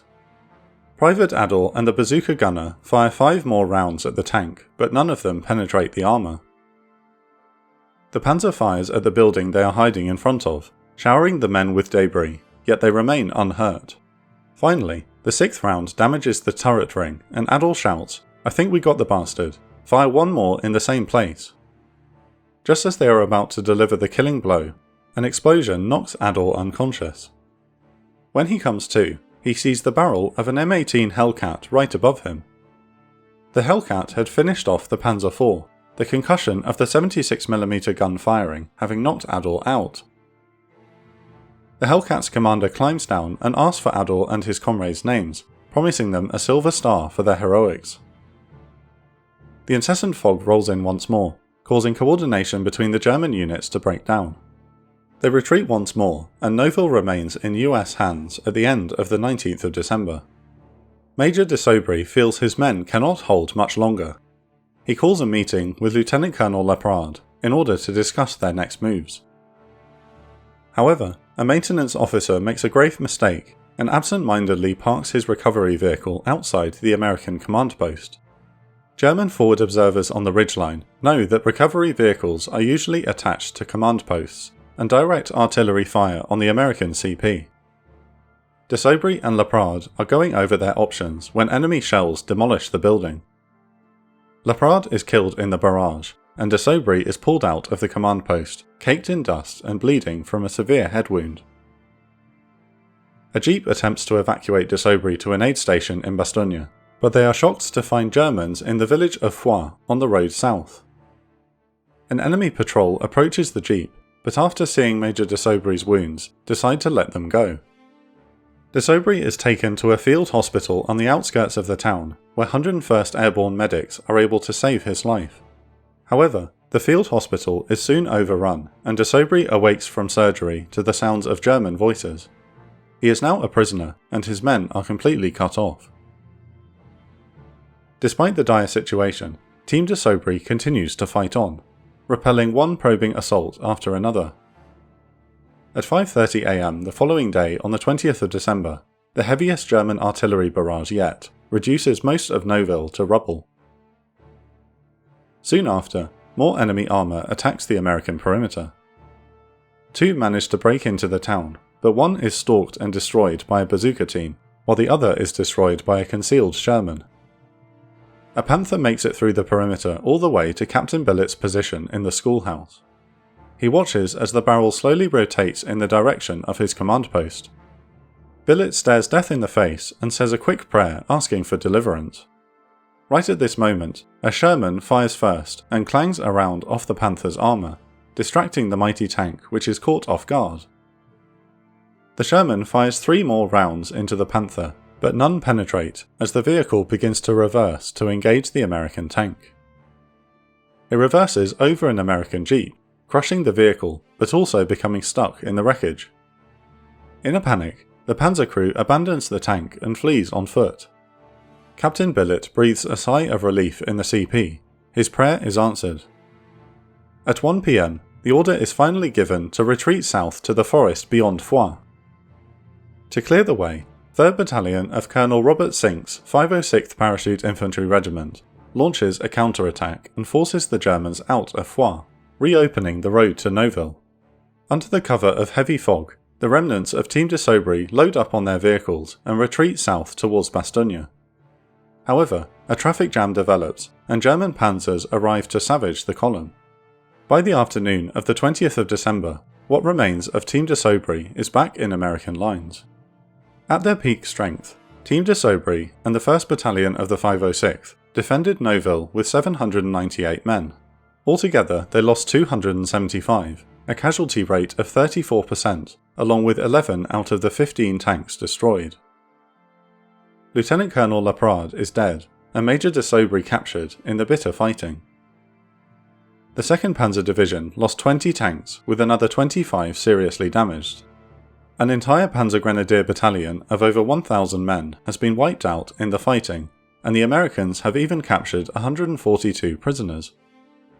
Most importantly, Team de Sobry's heroics at Neuville have almost certainly prevented the 2nd Panzer Division from seizing Bastogne from the north before friendly reinforcements can arrive. Major William de Sobry would be liberated in the spring of 1945 and awarded the Silver Star for his actions at Neuville. He would later serve as an advisor to the South Vietnamese Army during the Vietnam War, and retired as a lieutenant general.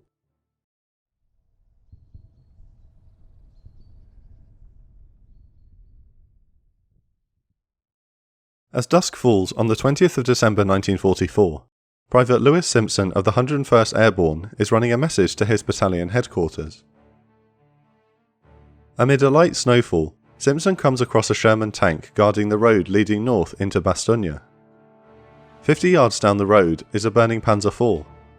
Simpson walks up to the tank where a sergeant is casually sitting on the turret as though it is a horse saddle. What happened? The exhausted sergeant looks back at the burning German tank with a bored expression and simply responds, "Oh, they tried to get through." The defensive line around Bastogne is so thin that enemy tanks and infantry routinely probe the perimeter searching for weak points. Simpson can't help but wonder if his battalion would have been cut off had it not been for the casual sergeant who had fired first. Bastogne is surrounded. The siege is a nightmare for the soldiers trapped in the strategically vital town. German mortars continually shell the defenders during the night, and their snipers keep the paratroopers' heads down during the day. The constant threat of death drives men to the breaking point, and many of them will soon need to be pulled off the line. Easy Company of the 506th Parachute Infantry Regiment is defending the northeastern approaches to the town. Already short of winter clothing, the men are plagued by frostbite and inadequate shelter. The winter of '44 is the coldest in Europe for 30 years. Captain Dick Winters will later estimate that 1/3 of his non-combat casualties during the Battle of the Bulge will come from frostbite alone.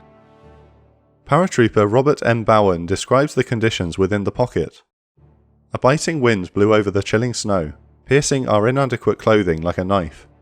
We were hungry, cold, and depressed. Hungry because we had been living off 1 or 2 K rations a day for nearly a week.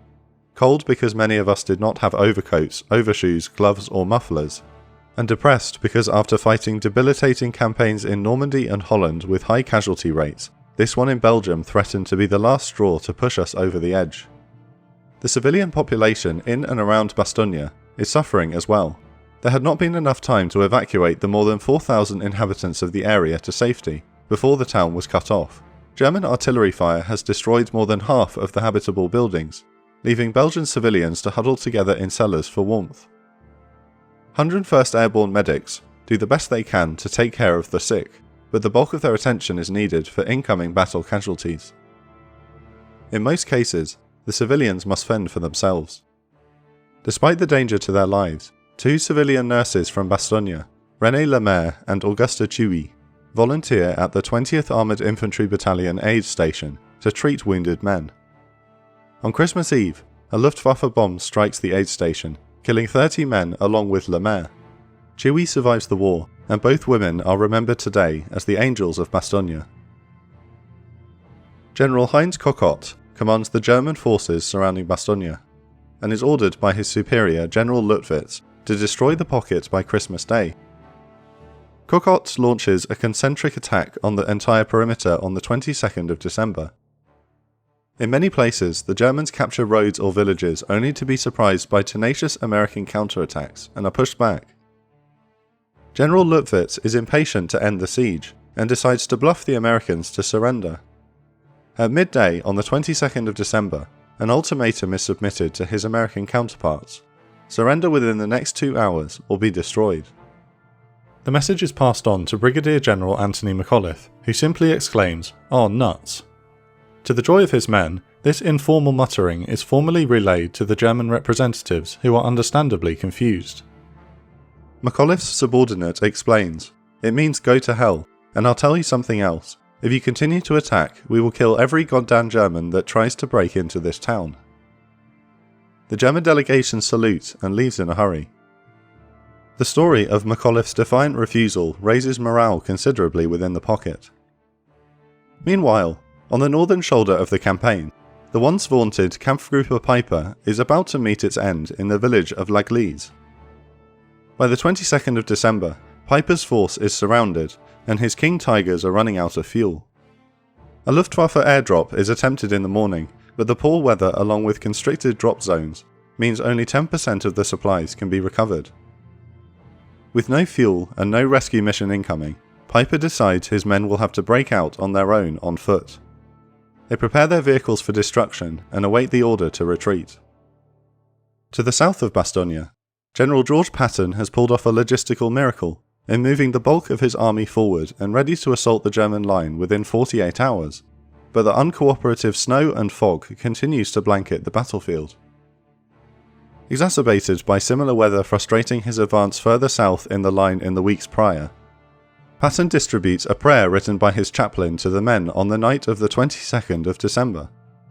It reads in part, "Almighty and most merciful Father, we humbly beseech Thee of Thy great goodness to restrain these immoderate rains with which we have had to contend. Grant us fair weather for battle." His request for divine intervention appears to work. The following day, men across the Ardennes wake up to crystal clear skies.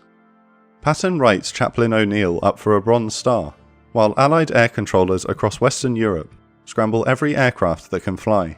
They all receive the same weather report, visibility unlimited. The top priority is to keep the defenders of Bastogne fighting. Just before 10 AM, 2 C-47s drop Pathfinder flares to determine the best drop zones for a massive resupply mission. Soon after, German observers spot an armada of 241 transport aircraft and 82 P-47 Thunderbolts flying east towards Bastogne. They radio their position so the Luftwaffe can scramble fighters to intercept. When the waves of C-47s arrive above Bastogne, they are greeted by German anti-aircraft fire. 7 transports are shot down, but the rest of the pilots bring their aircraft down to 500 feet and fly towards the green flares which indicate the drop zones. Once they are over their targets, the crews shove bundles of supplies out the door. The men on the ground cheer loudly in their foxholes once they see parachutes open and drift towards their positions. A paratrooper later remarked, "Watching those bundles of supplies and ammunition drop was a sight to behold. We were cheering them wildly as if at a Super Bowl or World Series game." Luftwaffe squadrons of Bf-109s and Fw-190s attempt to disrupt the mission, but the German fighters are overwhelmed by the escorting P-47s. Most are shot down or driven off before they can make a pass at the transports. The resupply mission is a success.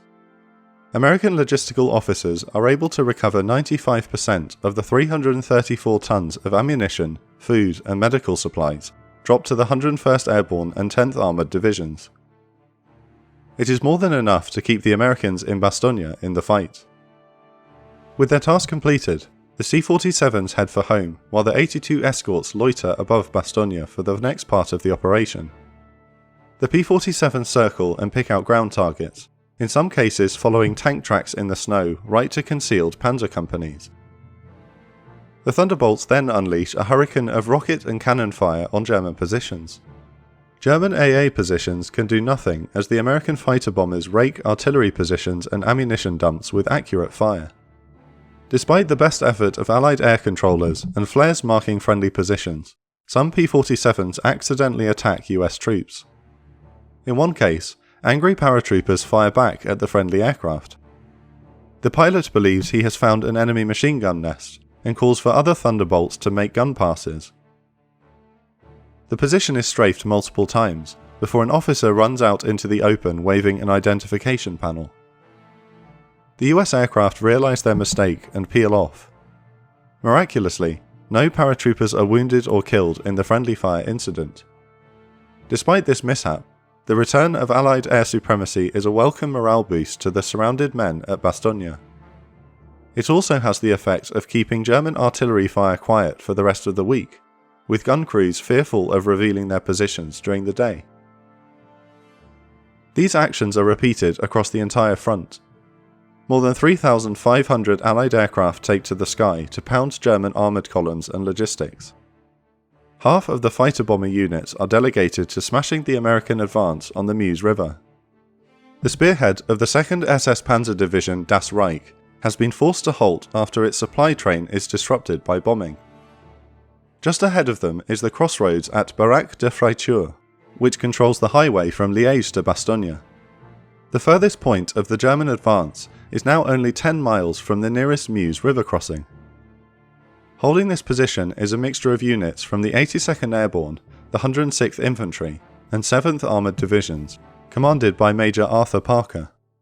Parker has been ordered by the commander of the 82nd Airborne Division, Major General Jim Gavin, to hold the crossroads at all costs. Despite limited artillery and armour support, Parker uses the excellent fields of fire at the crossroads to his full advantage. The first attack comes on the 21st of December, as a patrol from the 560th Volksgrenadier Division stumbles upon the position. Parker has his 50 caliber quadruple mount anti-aircraft half-tracks train their guns on the approaching enemy. The half-tracks, nicknamed meat choppers by the GIs, tear the enemy infantry to shreds as they approach the crossroads. The attacking German column numbers just 80 against his 300 men with half-track fire support. The Volksgrenadiers retreat in disarray after suffering heavy casualties at the cost of no Americans killed. The defenders capture an officer from the Das Reich division, alerting Parker that he is about to be attacked in force by panzers. The following morning, the enemy returns with much greater firepower. A German assault by the Volksgrenadiers is launched while Parker's men are eating breakfast. The attack is beaten off with help from the meat choppers, but Parker's men suffer heavy casualties. The US infantry's brown uniforms are easily visible against recently fallen snow, making the men easy targets for the enemy. At 3 p.m, the Germans launch another large attack.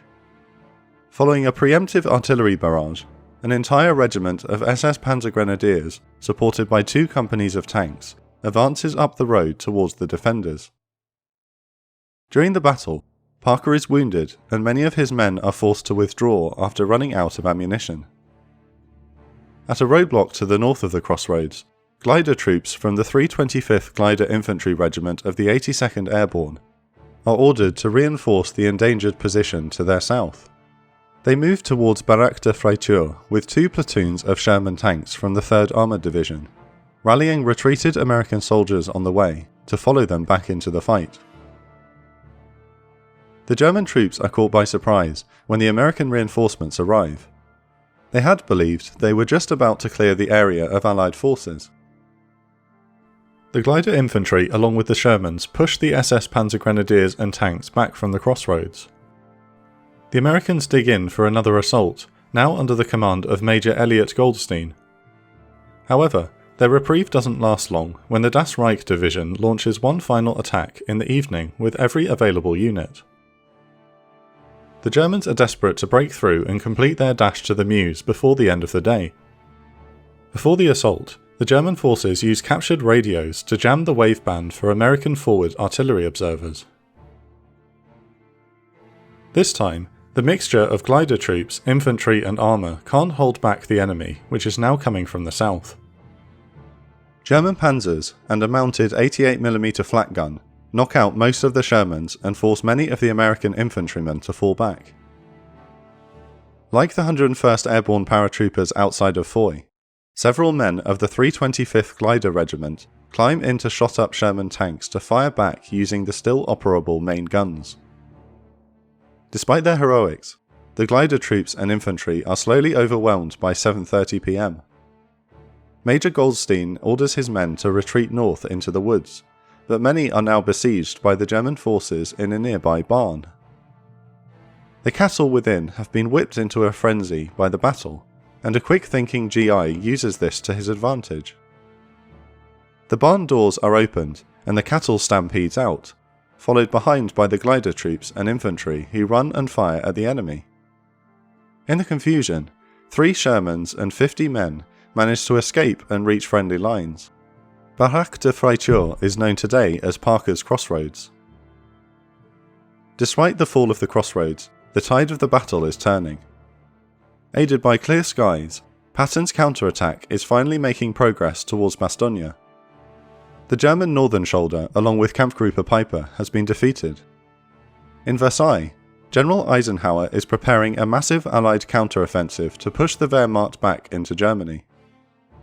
The German panzer divisions try to press on to the Meuse River, but they have exhausted much of their offensive strength. Nevertheless, the Fuhrer himself has ordered the river breached as soon as possible without regard for the condition of his soldiers. The armoured spearhead of the German offensive staggers forward, despite being short of ammunition and fuel.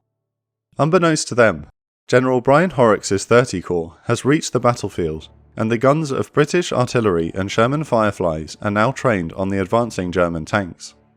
The final battle for the Meuse crossings is about to begin.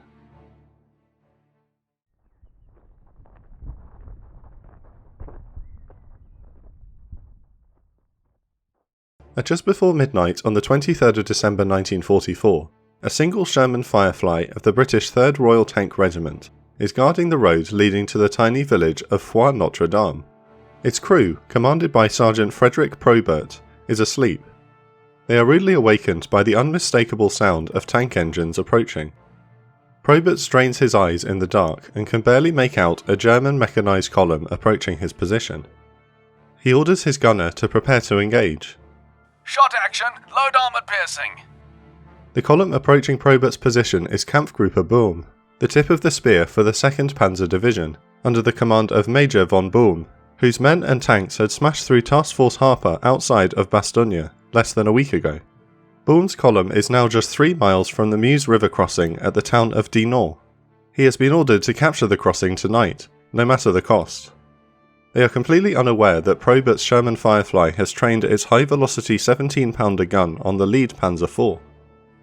Probert relays the instructions. No traverse, tank front. Loaded.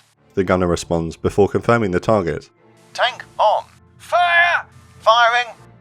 The Firefly's shot misses the leading tank and instead hits the convoy's munitions truck, which erupts in a massive fireball, triggering the fuel truck behind it to also blow up. The German crews are confused. They are sitting ducks and can't see where they are taking fire from in the darkness.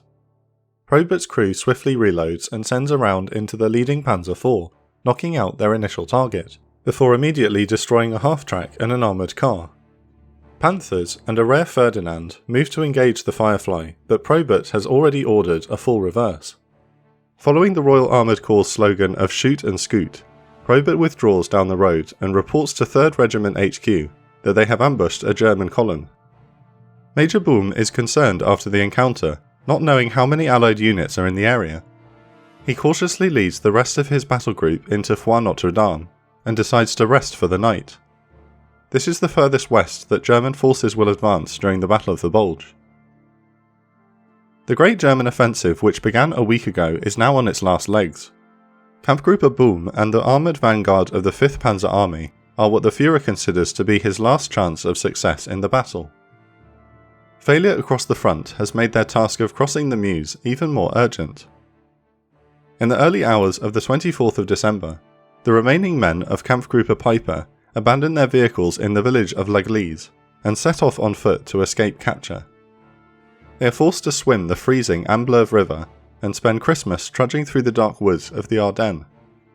The next day, only 800 of the original 4,800 SS troops of Kampfgruppe Piper will reach German lines. To the south, General George Patton's counterattack to relieve Bastogne is drawing closer to the encircled garrison. The US 4th Armoured, 80th Infantry and 26th Infantry Divisions are trying to force their way north through tenacious resistance offered by the 5th Fallschirmjäger Division. Led by Lieutenant Colonel Creighton Abrams, the 37th Tank Battalion of the US 4th Armoured Division, with the 53rd Armoured Infantry Battalion, are just south of the village of Biegenville. Abrams's tanks and mechanised infantry had assaulted Biegenville the day before, only to be repulsed after they were accidentally bombed by friendly aircraft. They are only 15 miles south of Bastogne, and are launching a massive attack on the morning of Christmas Eve to clear the village. At first light, American artillery opens a short but ferocious barrage on Biegenville. US Army Air Force's P-47 Thunderbolts and RAF Hawker Typhoons soon join the fray, bombing and rocketing German positions around the village. Abrams wants to avoid another friendly fire incident and waits to send in his men until the fighter-bomber aircraft depart. The assault commences after the Thunderbolts and Typhoons head off, with 2 Shermans each leading a company of infantry on foot into the village. The defenders are from the German 13th Parachute Regiment, and are so low on ammunition that they have been forced to ration their artillery shells. The Americans enter the village and are met with machine gun and mortar fire from the entrenched Fallschirmjägers. Abrams has been waiting for the German defenders to reveal their positions, and sends in the rest of his Shermans to blast away at strongpoints in the village. The American infantry moves house to house, while the tanks cover them with direct fire to flush out the enemy paratroopers. The Shermans use tracer rounds to set houses on fire and compel the Germans to abandon their positions. It is intense, but methodical work. After 3 hours of combat, an American infantry assault team captures the last building leading north out of Biegenville, and the German paratroopers surrender. 328 prisoners are taken, and the advance can resume. However, Lieutenant Colonel Abrams is told that his unit will be transferred west. The 37th Tank Battalion has been chosen to lead the charge into Bastogne. On the night of Christmas Eve, General Heinz Guderian informs the Fuhrer that the Ardennes offensive has failed. With the Red Army about to launch its anticipated winter attack, he begs the German leader to transfer units to the Eastern Front. Instead, Guderian is reprimanded, and the Fuhrer orders the offensive to continue. He still has hope that the Meuse can be reached and crossed the following day. On Christmas morning, 1944, General Patton writes in his diary that it is a clear, cold Christmas, perfect weather for killing Germans. The German forces surrounding Bastogne launch a major assault on the American perimeter. Supported by Luftwaffe bombers and having been reinforced during the night, 2 divisions launch vicious and costly attacks on the battered 101st Airborne and 10th Armoured Divisions. The German forces suffer staggering losses, but push the defenders to the breaking point, even coming within 1,000 yards from the edge of the town in the southern sector. Yet, the 101st and 10th Armoured stubbornly hold their positions thanks in part to the resupply efforts of the previous days. To the west, Kampfgruppe Boom is still less than 3 miles from the Meuse when his men come under heavy air attack from P-38 Lightning and Typhoon fighter bombers. The British 29th Armoured Brigade holds the German units in place, while the American 2nd Armoured Division launches a pincer manoeuvre to encircle the German leading units near the town of Sellers.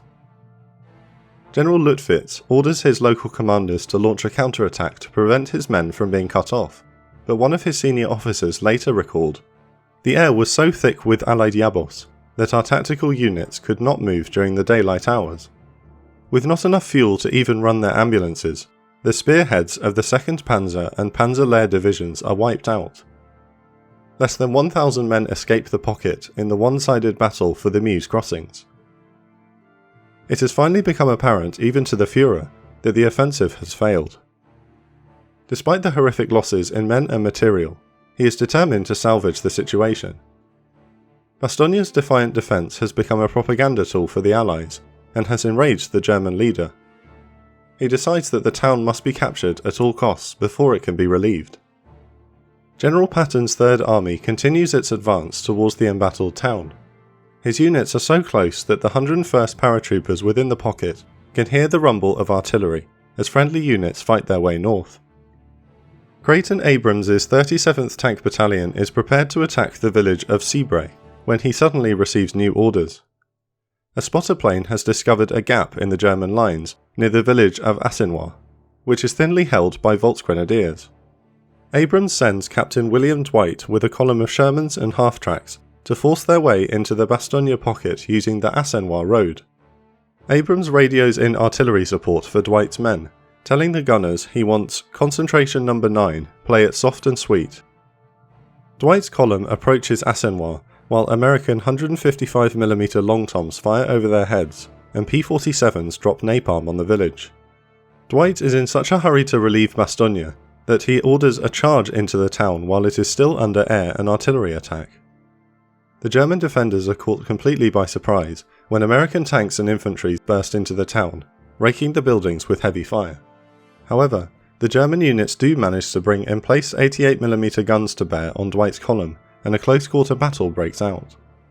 Private James Hendricks dismounts from his half-track and is taking cover in a shell hole when he spots an enemy position with 2 88mm guns firing on the column.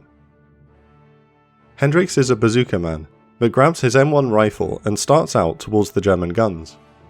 He creeps forward and then storms the gun position by himself, catching the German artillery crews by complete surprise.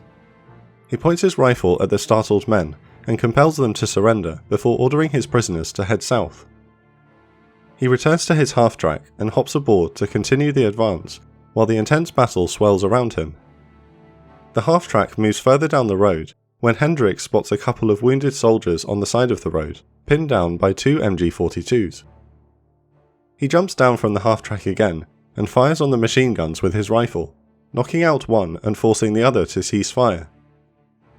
While he provides cover fire, 2 of his comrades drag the wounded men to safety. Minutes later, Hendricks is back with the column when the half-track behind him explodes after taking a round from an 88mm gun. Hearing cries for help from a trapped soldier, Hendricks runs into the flames. Braving exploding mines and ammunition, he searches for the source of the cries. Hendricks finds the wounded man with his uniform on fire and pulls him out before rolling him in the snow to put out the flames. Hendricks will be awarded the Medal of Honor for his actions on this day. Amid the chaotic fighting, the remainder of Dwight's column breaks free of Assenois, only to find the road blocked by a row of Teller mines. Dwight himself jumps down from his tank, picks up the mines with his bare hands, and tosses them off to the side of the road. Again the column continues its advance towards Bastogne. Soon they are faced with a concrete pillbox, covering the road with machine gun fire. Keeping with the frantic pace of the advance, a Sherman approaches the pillbox and fires 3 point-blank high-explosive shells into the opening, silencing the machine gun. After destroying the bunker, enemy fire stops completely, At 4:50 p.m, Dwight's column emerges into an open field littered with red, white and yellow parachutes. Knowing these parachutes are from the C-47 resupply missions to the 101st Airborne, Dwight orders his men to hold their fire. The tanks slow down and come to a halt when a low figure emerges from a foxhole and calls out, "I'm Lieutenant Webster, 326th Airborne Engineers, glad to see you guys." Webster and Captain Dwight shake hands and are soon joined by Lieutenant Colonel Abrams minutes later. Hot on his heels is a convoy of over 100 ambulances to evacuate the nearly 2,000 wounded from the pocket. The siege of Bastogne is over. With the strategically important town relieved, St. Vith remains the only major road junction in the Ardennes still in German hands. A massive air raid is ordered on the town to further hamper German resupply into the Bulge. On the evening of the 26th of December, more than 300 Halifax and Lancaster bombers take off from their air bases and fly unopposed to St. Vith. They drop more than 1,100 tons of high explosive and incendiary bombs on the doomed town. The destruction of St. Vith is vast. The already ruined streets are further wrecked by debris and craters. It will take 3 full days for the German forces to sufficiently clear the town enough to use its roads for resupply purposes. In the meantime, critical fuel and ammunition convoys become stuck in massive traffic jams, which are easy targets for Allied aircraft. The next 4 days see the first extended lull in the Battle of the Bulge. During this time, Field Marshal Montgomery gathers Allied forces for a counterattack to push the Germans back to the Reich's borders. The American commanders on the ground urge their British commander to be aggressive and cut off the entire German offensive, but Montgomery believes the roads and weather are too poor for such an ambitious manoeuvre. Meanwhile, the Fuhrer and German High Command are debating how to regain the initiative. He settles on 2 risky plans, the most ambitious coming from Luftwaffe Chief Hermann Göring. Göring believes his air fleets hold the key to turning the tide of the battle. New Year's Eve in the Ardennes is mostly quiet, but at exactly midnight on the 1st of January 1945, every American artillery battery in the sector opens an extended barrage on enemy positions. It is a symbolic gesture, a warning that the new year will bring about Nazi Germany's final defeat.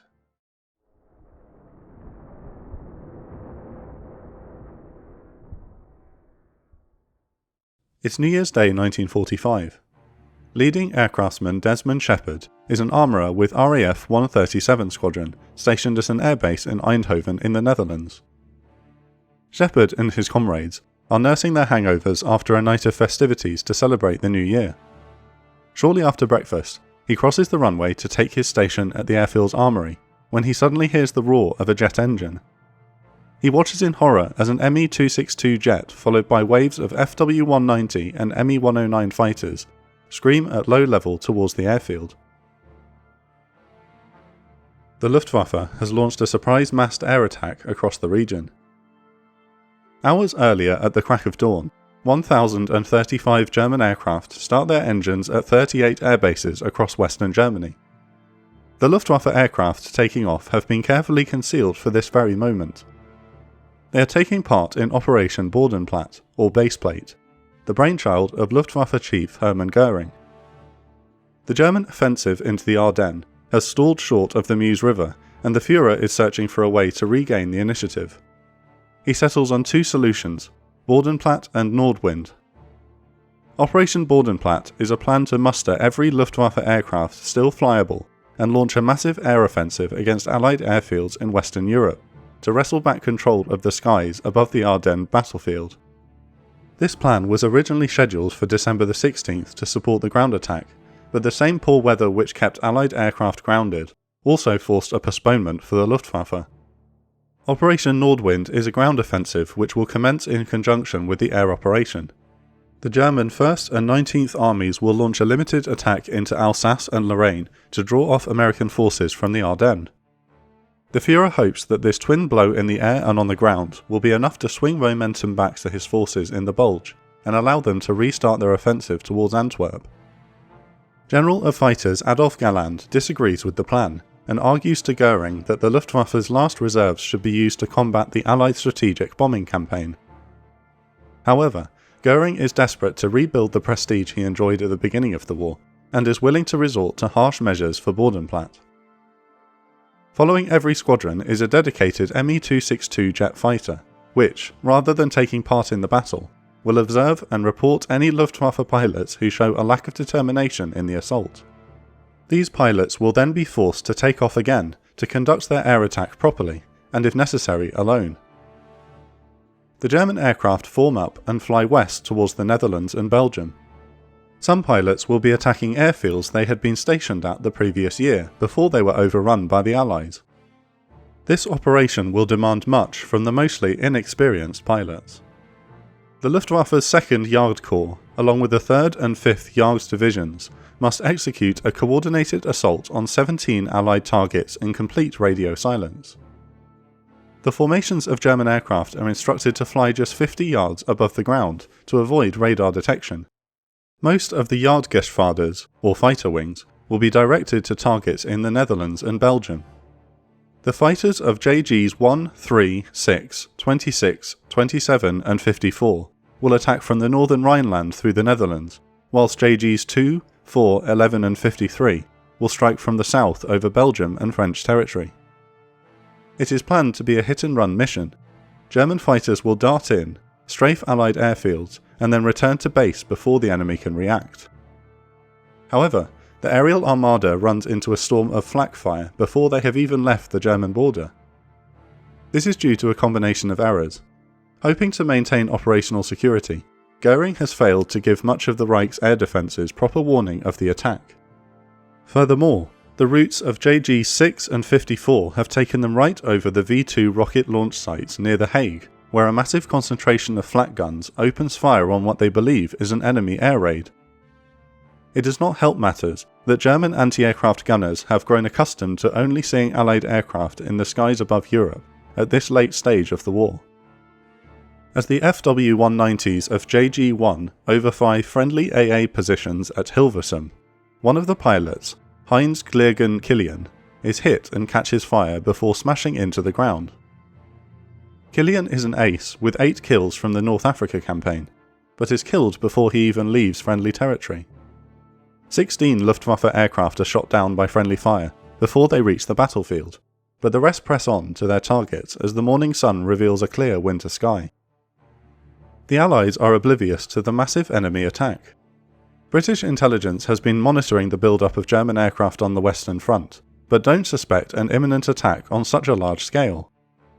At Bletchley Park, ultra decrypts have repeatedly noticed the term special undertaking in Luftwaffe communications, yet this ominous sign is dismissed. Furthermore, the New Year's Eve festivities have also lowered readiness at many bases across the front. As such, Allied air controllers are bewildered when the waves of FW-190 and Me-109 fighters arrive overhead at their airfields. An RAF squadron leader at Nocker in Belgium spots the incoming fighters and places an urgent call to his headquarters, only to be told, "This is January 1st, old boy, not April 1st. The line goes dead as the attack commences. Back at Eindhoven, Shepard watches in horror as the German fighters scream in, picking their targets and performing low-altitude strafing runs. The squadron of RAF Typhoons which had been taxiing down the runway come under fire. The lead aircraft is shot up and bursts into flames, blocking the rest of the Typhoons from taking off. One Typhoon pilot stands on his brakes and applies power to lift his aircraft's nose so he can fire back at the enemy from the ground. Nonetheless, the FW-190s and Me-109s make several strafing passes, decimating the airbase. Eindhoven's runways are clogged with Spitfires and Typhoons because it is one of the few airfields in the Netherlands which has a concrete runway, making it easy to clear of snow. As such, multiple RAF squadrons are congregated at the cramped airbase to avoid having to land on dirt fields, leading to disaster when the enemy strikes. Altogether, the German attackers destroy 31 RAF aircraft on the ground and damage another 30. The Luftwaffe achieves surprise in most instances. The RAF airfield at Ghent is home to 131 Wing, 3 squadrons of Spitfires piloted by Polish airmen. The Poles had partied all night before an early morning sortie to attack German positions in the Netherlands. Now, the 1st Squadron is returning to base from their ground attack mission.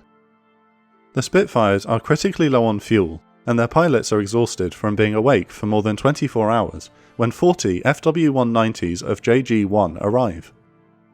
The Luftwaffe have caught the Spitfires at the perfect time. They are unable to abort their landings to engage the enemy. Anti-aircraft guns surrounding the runway attempt to cover the poles as they try to land, but to no avail. 9 of the Spitfires are shot down before they can land, and another 6 are destroyed on the ground. The German aircraft circle again for another strafing run on the airfield.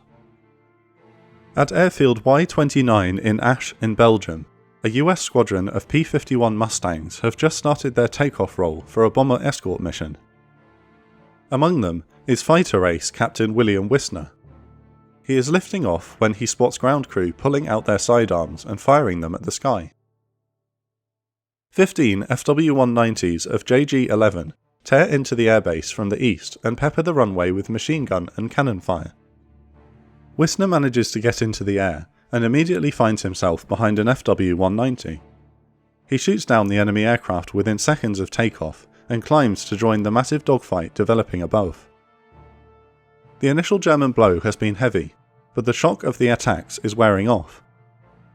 Allied anti-aircraft guns are beginning to score hits on the enemy aircraft when they notice the German pilots are failing to weave during strafing runs, making them easier targets.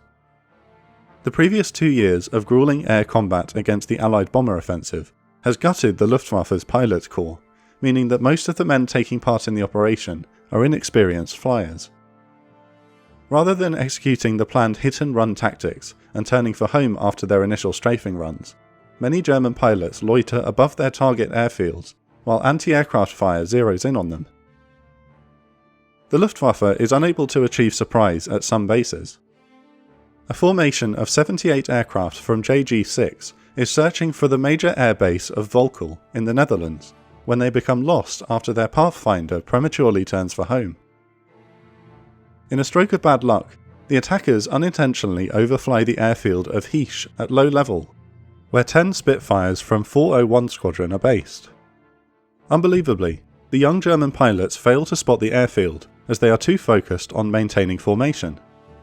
The RAF fighters scramble and surprise the German attackers. With the enemy aircraft flying so low, the Spitfires dive out of the sun and easily track their aircraft against the snowy ground. The following dogfight is one-sided. JG-6 is one of the newest fighter formations in the Luftwaffe, having been formed just 4 months prior, and its inexperienced Luftwaffe pilots are no match for RAF veterans, who pick them off one by one. Some attempt to fight back, whilst others flee the battlefield. 401 Squadron are soon joined by more Spitfires and a squadron of Hawker Tempests from the airbase at Volkel, who add to the slaughter. British airmen shoot down 27 out of the 78 aircraft in JG-6 for the loss of only 2 of their own, and the attack on Volkel is aborted. Most of the remaining fighters instead head for Eindhoven to continue the assault there. With a 43% casualty rate, JG-6's attack is a complete failure. Back at the Polish RAF airfield in Ghent, the FW-190s make multiple gun runs on the aircraft on the ground when the 2 other squadrons of Spitfires return from their missions. The Polish pilots are furious at the sight of their comrades being strafed on the ground and dive into the attack despite being low on fuel. JG-1 is caught off guard when one of the German pilots breaks radio silence and shouts, "Spitfires!" The 2 formations merge and another one-sided dogfight breaks out. Flight Sergeant Joseph Stanowski spots an FW-190 making a strafing run and closes in. He squeezes the trigger and sends the German aircraft straight into the ground. Even though his flight instruments tell him he is out of fuel, Stanowski flies back into the fray and encounters another FW-190, piloted by Captain Jeff Hackbarth. Hackbarth is an ace with 16 kills to his credit, but Stanowski presses his attack. He chases his adversary and fires 2 bursts. After the second burst, the German ace catches fire and plunges into a flower shop. Immediately after, Stanowski runs out of fuel and he is forced to crash land in a field near the city. He takes the local tram back to base and is later given a bouquet of flowers salvaged from the shop. The returning Polish squadrons of 131 Wing shoot down 18 German fighters and damage another 5 for the loss of only 1 Spitfire. Goering's Great Surprise attack is quickly running out of steam.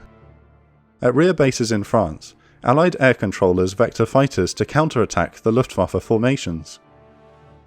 Thanks to the German pilots loitering above the battlefield for too long, they are quickly set upon by squadrons of Allied fighters. American and British pilots are surprised to see most of the enemy aircraft flying slowly at low altitude, making them easy targets. Most squadrons try to run for home, but it is now too late. British anti-aircraft gunners also proved to be deadly accurate at bases across the battlefield, when inexperienced German pilots fail to take evasive manoeuvres under fire. When the operation is over, 47% of Germany's fighter losses on this day will be caused by Allied anti-aircraft fire. Captain Wissner is climbing to join the dogfight above airfield Y-29 in Asch when his Mustang is hit by 20mm cannon fire. Despite oil splattered across his canopy and a damaged aileron, Wissner stays in the fight and hunts for his next target in the melee. Wissner manages to shoot down an FW-190 and an Me-109 before diving to chase another 109 over the runway. However, the enemy aircraft spots him and turns directly towards Wissner's P-51. Both pilots fire at each other in the head-on pass, but miss. Screaming past each other, they simultaneously turn for another head-on pass. This time, Wissner hits the 109 in the nose and the German aircraft crashes into the ground. Captain Wissner has scored 4 kills in under an hour, and he will later receive the Distinguished Service Cross for his actions above the airfield. The Luftwaffe squadrons are now in full retreat towards the relative safety of the German border. 21 Me-262 jet fighters of KG-54 are ordered to overfly the airfield at Volkel to document the results of the attack by JG-6. These 262s are the only jet-powered German fighters operating as a formation, but their task is merely to carry out reconnaissance. They mistake the airfield at Eindhoven for Volkel and move in to photograph the damage. The 262s are targeted by heavy anti-aircraft fire, but their pilots use their superior speed to evade the flak batteries and return to their home bases. No Me-262s are shot down in Operation Baseplate, but they also play an insignificant role in the battle. In contrast to the jets, the propeller-driven German squadrons are suffering heavy losses. RAF and USAAF fighters decimate their foes as they attempt to flee back towards the Reich. With the larger Luftwaffe formations attracting most of the attention from the marauding Mustangs and Spitfires, German aircraft are ordered to split into small groups of 2 aircraft each to give them a better chance of surviving. Nonetheless, the massacre continues all the way up to the German border. To add insult to injury, German flak batteries once again pepper their own fighters with anti-aircraft fire. By noon, the last remnants of the German attackers have returned to base, many in fighters which are barely functioning. In many cases, their squadrons have suffered well over 50% casualties. Operation Bodenplatte is a disaster for the Luftwaffe and its pilots. Although they have managed to destroy 305 Allied aircraft and damage 190 others, these losses cannot be easily absorbed. The Allies will maintain uninterrupted air supremacy over the skies of Europe. On the other hand, the costly offensive has ripped the heart out of the Luftwaffe. 271 fighters are destroyed, with another 65 damaged, the largest single-day loss for the German Air Force during the entire war. More costly, however, is the loss of over 220 irreplaceable pilots killed, wounded or captured. General of Fighters Adolf Galland mourns the costly attack, saying, "We have sacrificed our last substance." The Luftwaffe will never again rise to seriously challenge Allied air power in the Second World War. Despite local successes in some sectors, Operation Nordwind also fails to draw significant Allied resources away from the Ardennes. With the failure of both German efforts, Supreme Allied Commander Dwight Eisenhower and Theatre Commander Bernard Montgomery launched the Allied counterattack with the advantage of continued air superiority.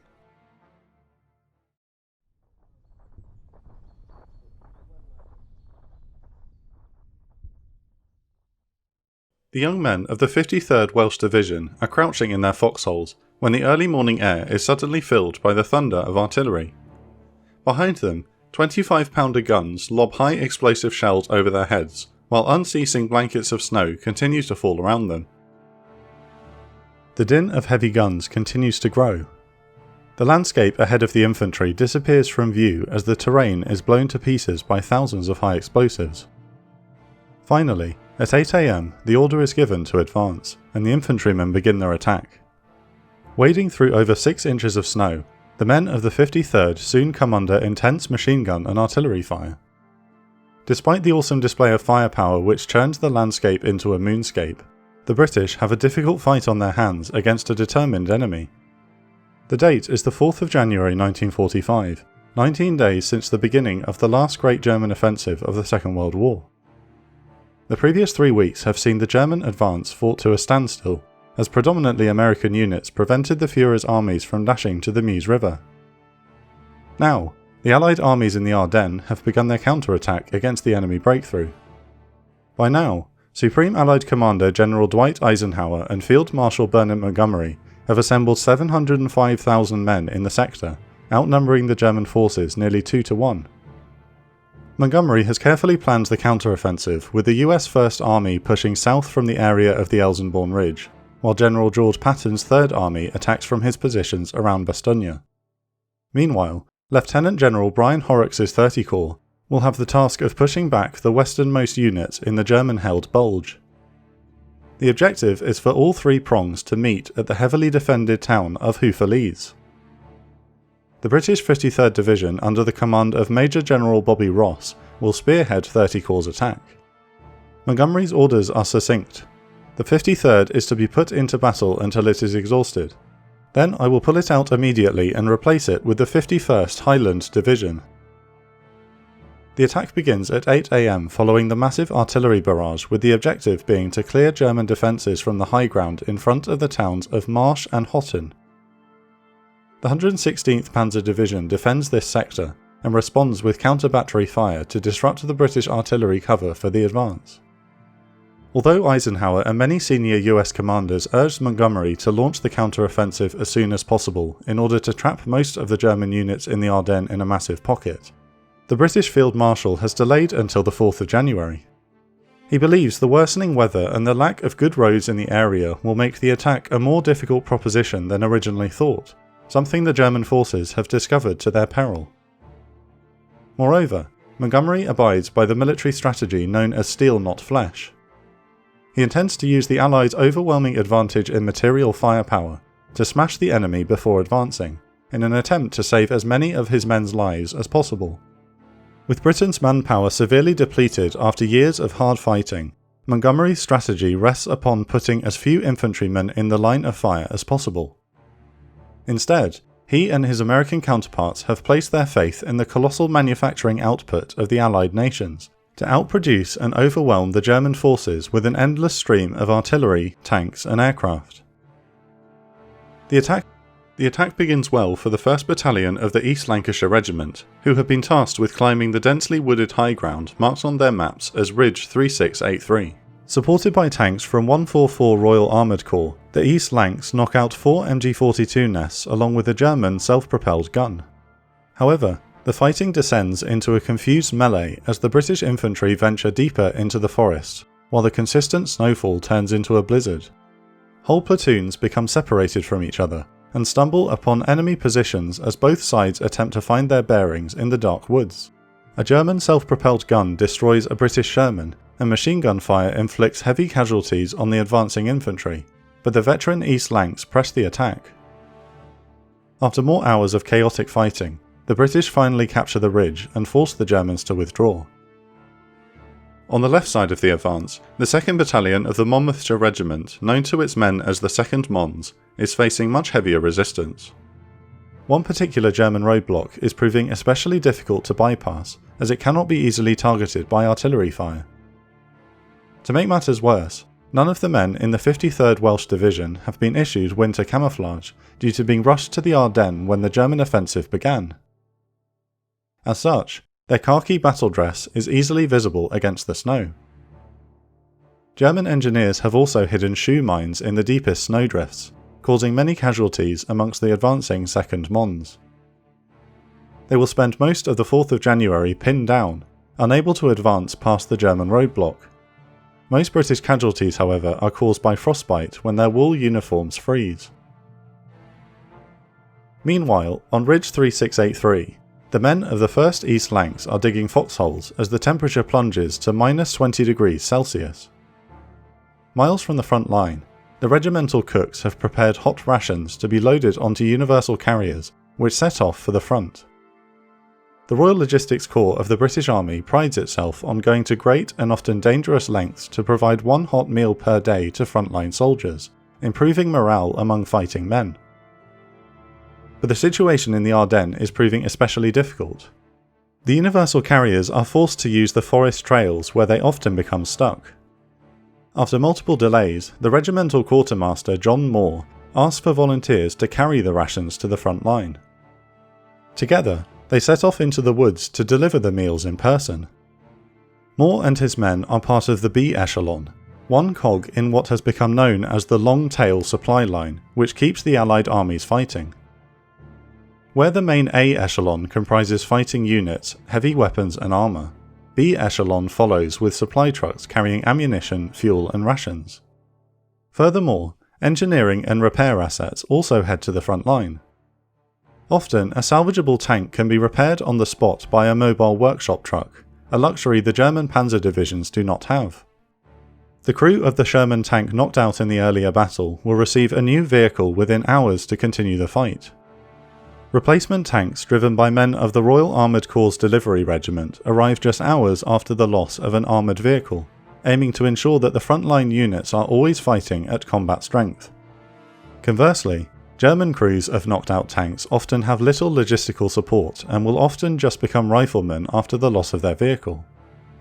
Unlike the Germans, no British or American tank crew or tank battalion was ever short of support. After a long trudge through the deep snow, Moore and his volunteers arrived to drop off the rations to the hungry frontline troops. After a long trudge through the deep snow, Moore and his volunteers arrived to drop off the rations to the hungry frontline troops. Throughout the war, the men of the Royal Logistics Corps risked their lives to ensure that the regular infantrymen would never go hungry, no matter the situation. Although the stew has now gone cold in the -20-degree temperatures, Moore has a special present for the men.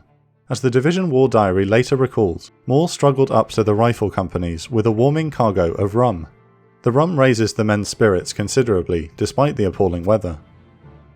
General Ross orders the next attack to begin before sunrise on the 5th of January. A ferocious artillery barrage begins at 6 AM, as British heavy guns fire 5,820 shells against the German positions. Unfortunately, the extreme cold causes many of the shells to fall short among the forward infantry regiments, causing casualties from friendly fire. Desperate to get the attack moving, the RAF ground controller with the 2nd Mons calls in Hawker Typhoons to conduct rocket strikes against the roadblock. During the Italian campaign, British air and ground forces had worked together to implement a new system for precision airstrikes known as Visual Control Point or VCP. Accompanying most units is what is known as a rover, an experienced ground controller who will travel in a tank with his radio tuned to the correct squadron frequency. The controller acts as a liaison who can translate the situation on the ground to the pilots above in order to relay proper instructions in pilot language. RAF Typhoons orbit near the battlefield at 8,000 feet until called upon to attack ground targets by the rovers. It takes just minutes for a flight of 4 Typhoons to appear overhead, while British artillery fires red smoke rounds to identify the target. The fearsome ground attack aircraft begin their attack run, screaming through the dense clouds towards the red smoke. At just 200 feet altitude, the Typhoons launch 8 RP-3 air-to-ground rockets each, the explosions throwing up dirt and snow as they smash into the enemy position. The aircraft peel off and circle back around for a gun run, now firing their 20mm cannons. With the Typhoons engaged, another wing of Typhoons will arrive on station at the standby orbit within minutes to replace them, maintaining a constant state of readiness to respond to further calls for airstrikes from the front line. Now out of ammunition, the aircraft turn for their base to rearm and refuel for their next mission. The 2nd Mons once again launch into the attack. Unfortunately, this typhoon strike has been unable to fully neutralise the enemy position. The British infantrymen are once again caught out in the open and take heavy machine gun and artillery fire. It is at this moment that General Ross must make a pragmatic decision whether to continue the attack. British public opinion weighs heavily on the minds of many senior commanders, who bitterly remember the slaughter of the Great War. The British people are reluctant to once again throw the lives of their sons away in tactical situations where there is little to gain, and as a democratic country, the military will be held accountable for misusing Britain's dwindling manpower. Faced with mounting casualties, the attack is called off and the 2nd Mons are replaced on the line by the Divisional Reserve. Only 3 days later, on the 8th of January, will the 116th Panzer Division finally be ejected from the well-defended roadblocks. In the middle of the 53rd Division sector, 7th Battalion of the Royal Welsh Fusiliers are preparing to attack towards the village of Grimbiamore, when they are suddenly hit by a vicious artillery barrage. Despite the overall superiority of Allied artillery, they are actually outnumbered by German heavy guns in this sector of the Ardennes. At 5:30 p.m, 400 men and several tanks of the 116th Panzer Division launch a strong counter-attack against the Fusiliers. Without tank support, the British infantry fire back with Piat anti-tank weapons to try and stop the enemy advance. Yet, the Germans are determined to recapture the high ground of Ridge 3683 and press their early advantage. D Company of the Fusiliers on the left is soon overrun, leaving only 18 survivors, while C Company in the centre is forced into a fighting withdrawal. With the British line buckling under the pressure of the enemy assault, the Welsh Fusiliers NCOs take charge to prevent a breakthrough. Command Sergeant Major Stiff rallies the survivors of D Company to stand and fight, which encourages C Company to also halt their withdrawal. As the German troops continue to close in, Major Tomlinson of D Company calls in an indirect fire artillery barrage on his original forward positions. He liaises with the forward observation officer for the nearby artillery battery. Much like the RAF ground controller, the FOO acts as the forward eyes of the battery commander and requests the fire mission. At incredibly short notice, and at precisely the right moment, 25-pounder guns rain accurate hell from above on the attacking German forces. Under such overwhelming firepower, the attackers are forced to withdraw. Once again, outstanding Allied operational capabilities have made the difference between victory and defeat. The British lines on the ridge have held firm. Other attacks by the 53rd Division have mixed results. The east flanks are reinforced by M29 Weasel small tracked transport vehicles, which have better traction on the icy roads and trails. Buoyed by a pause in the snow, the east flanks manage to penetrate within sight of Grimbiamore before they are stopped. The frigid weather closes in once again, cutting off close air support and causing frostbite casualties to skyrocket. General Ross launches more attacks over the next 2 days, but Field Marshal Montgomery recognises that his men are exhausted.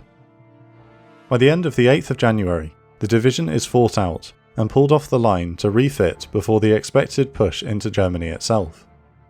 The 51st Highland Division now takes its place to continue the counter-offensive. The doctrine of steel not flesh is replicated across the front as American and British forces use their combined artillery strength and mastery of the skies above the battlefield to slowly grind down the German defence. On the 15th of January alone, the American 30th Infantry Division expends over 11,000 shells in capturing the small town of Thirimore, which is left in ruins by the intense bombardment. The overwhelming firepower eventually breaks the enemy resistance, and the German forces are gradually forced to pull back out of the Bulge. The British contribution at the Battle of the Bulge should be noted, as over 111,000 men took part in the counter-offensive. 1,408 men became casualties, many of these from the 53rd Welsh Division. The efficient Allied supply lines lost effectiveness as a result of the particularly harsh winter. Captain Llewellyn Williams of the Ox and Bucks Regiment later recalled that those 3 days are not likely to be forgotten by anyone who experienced them. Conditions were appalling: intense cold, deep snow and the eerie darkness of the forest. Any woodland trucks were rigidly glazed with ice, impossible to maintain supplies of food and ammo. The Battle of the Bulge has challenged the British and American desire to use steel, not flesh.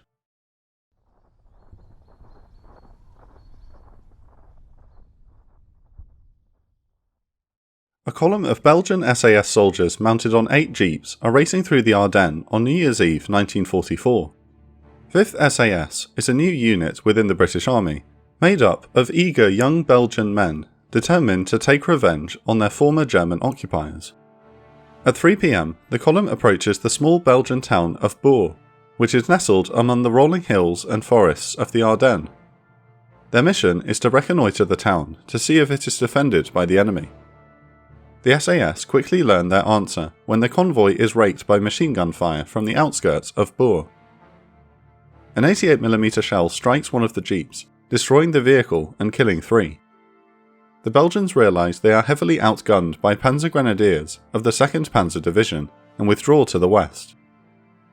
4 days later, the fight for Bulge would become the bloodiest battle of the Ardennes campaign for the British Army.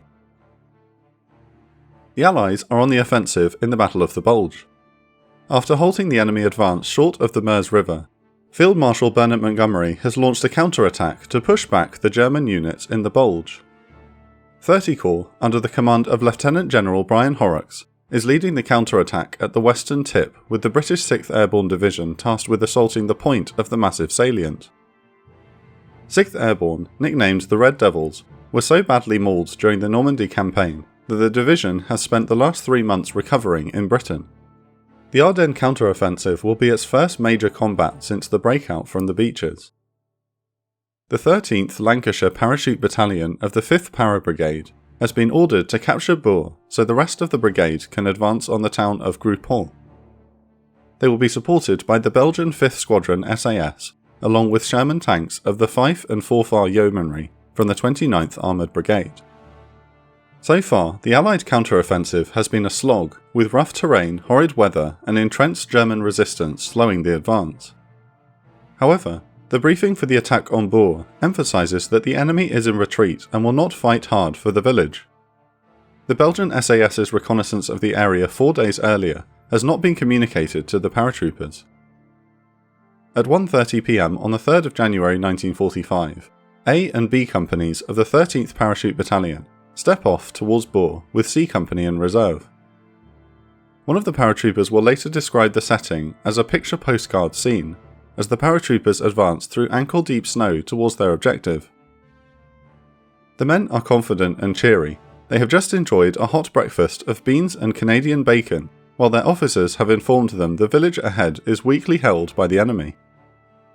The British are so convinced they will win an easy victory that they attack without a preemptive artillery barrage.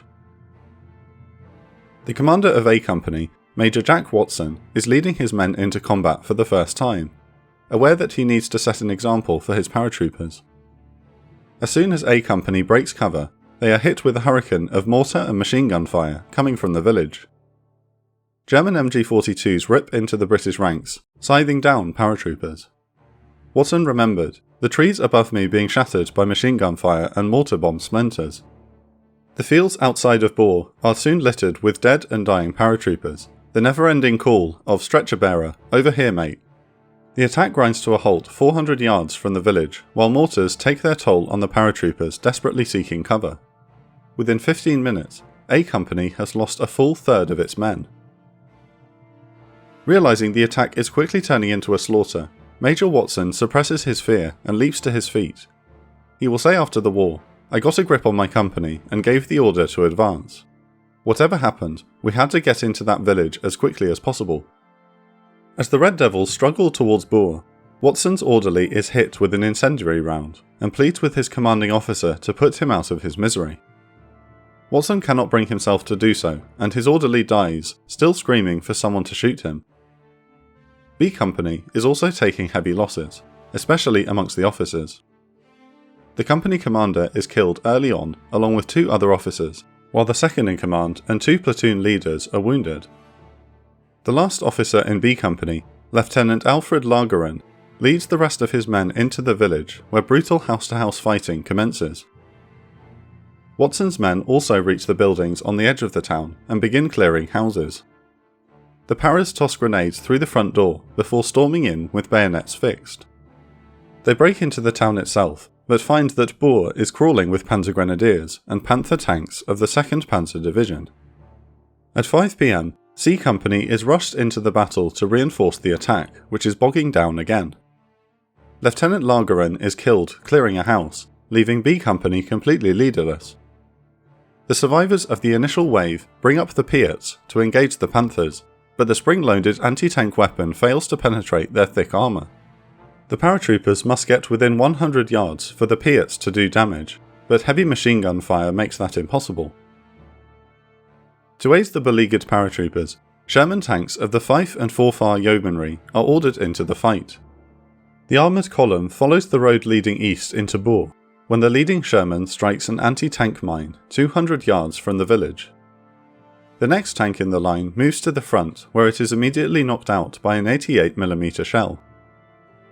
German infantry use Panzerfaust to destroy 2 more British tanks. Furthermore, the Shermans are overmatched by the Panzers, including a Panther which controls the centre of Boer and proves near impossible to destroy. This one tank will knock out 12 Shermans alone during the battle for the village. Mercifully, the winter sun dips below the horizon and night falls, with each side occupying half of Boer. The lines are so close to each other that the British paratroopers can hear German NCOs barking orders to their men. They don't need to understand German to know their enemy is preparing a counterattack in the morning. Sure enough, the battle resumes the following day, the 4th of January, while a blinding snowstorm descends on the area. German Panzer Grenadiers launch a counterattack to eject the Allies from the village, supported by Panther tanks and Stugs from the 2nd Panzer Division. However, the 13th Parachute Battalion has brought up artillery and calls for danger close fire support, which inflicts heavy casualties on the enemy. The paratroopers have also used the cover of night to turn their positions into strongpoints, bogging down enemy tanks in costly urban fighting. At this close range, the Piats do critical damage to enemy tanks and assault guns. Despite their losses, the Panzer Grenadiers launch 5 counterattacks in the morning of the 4th of January and push the paratroopers to the brink. The British resort to using their combat knives in close quarters melee. Major Watson and his men are fighting for their lives in the middle of this chaos when they receive an unexpected visitor from the rear area. Colour Sergeant Harry Watkins, the battalion quartermaster, shows up with hot stew for the men. He miraculously arrived out of the blue with a hot meal, Major Watson later recalled. How the hell he found us, I do not know.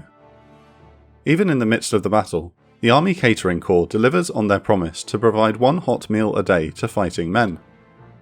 The German forces continue to push their attacks, but ultimately achieve no gains on the 4th of January, leaving both sides exhausted.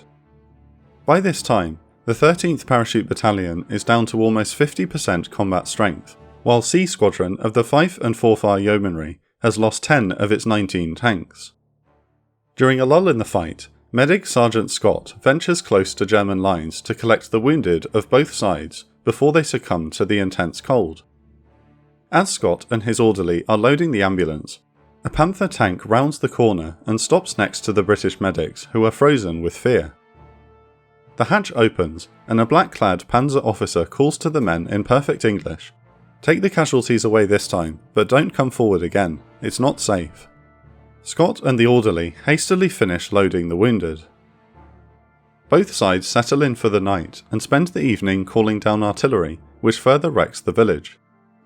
Many Belgian civilians have been unable to evacuate and huddle in their cellars, fearful for the heavy shelling.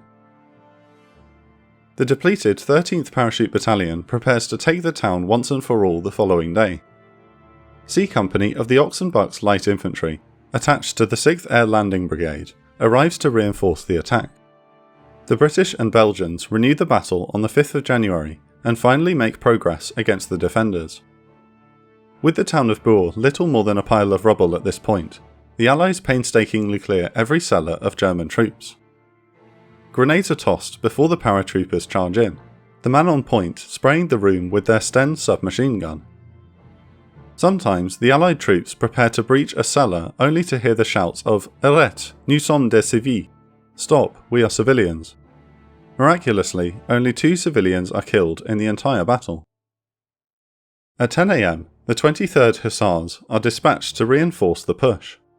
15 minutes later, Shermans of the Fife and Forfar Yeomanry establish fire superiority over the road leading east into the village, essentially cutting off the remaining defenders. A squadron of the 23rd Hussars arrives and attempts to bypass the town via high ground to the south.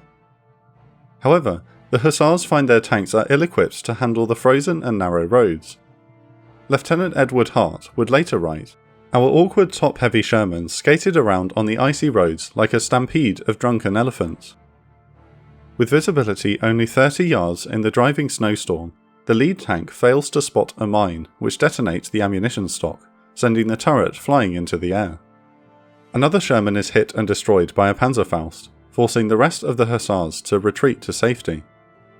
The rest of the tanks don't repeat this mistake and attack through Bourg itself. The methodical process of clearing each house continues, sometimes with the Shermans blasting enemy strongpoints at point-blank range.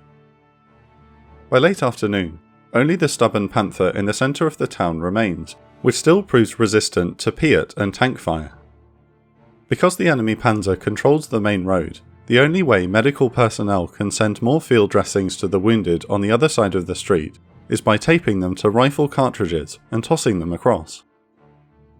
Finally, at 9 PM, the tank is neutralised and fighting comes to an end. Bourg has been captured, albeit at a massive cost. The 13th Parachute Battalion has lost 189 men, including 68 killed in action, nearly 1/3 of the unit. Total Allied casualties come to over 250. The Lancashire Battalion is immediately pulled off the line to recover from the battle. Furthermore, the Fife and Forfar Yeomanry has been savaged, with 16 Shermans destroyed in the battle.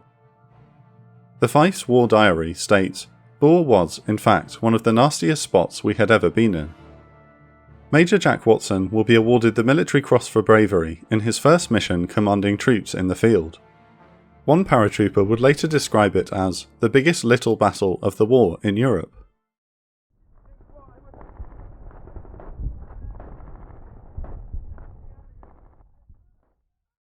On the snowy evening of the 12th of January 1945, Captain Dick Winters is sitting in his foxhole when he is approached by First Sergeant Carwood Lipton of Easy Company, 506th Parachute Infantry Regiment, 101st Airborne Division.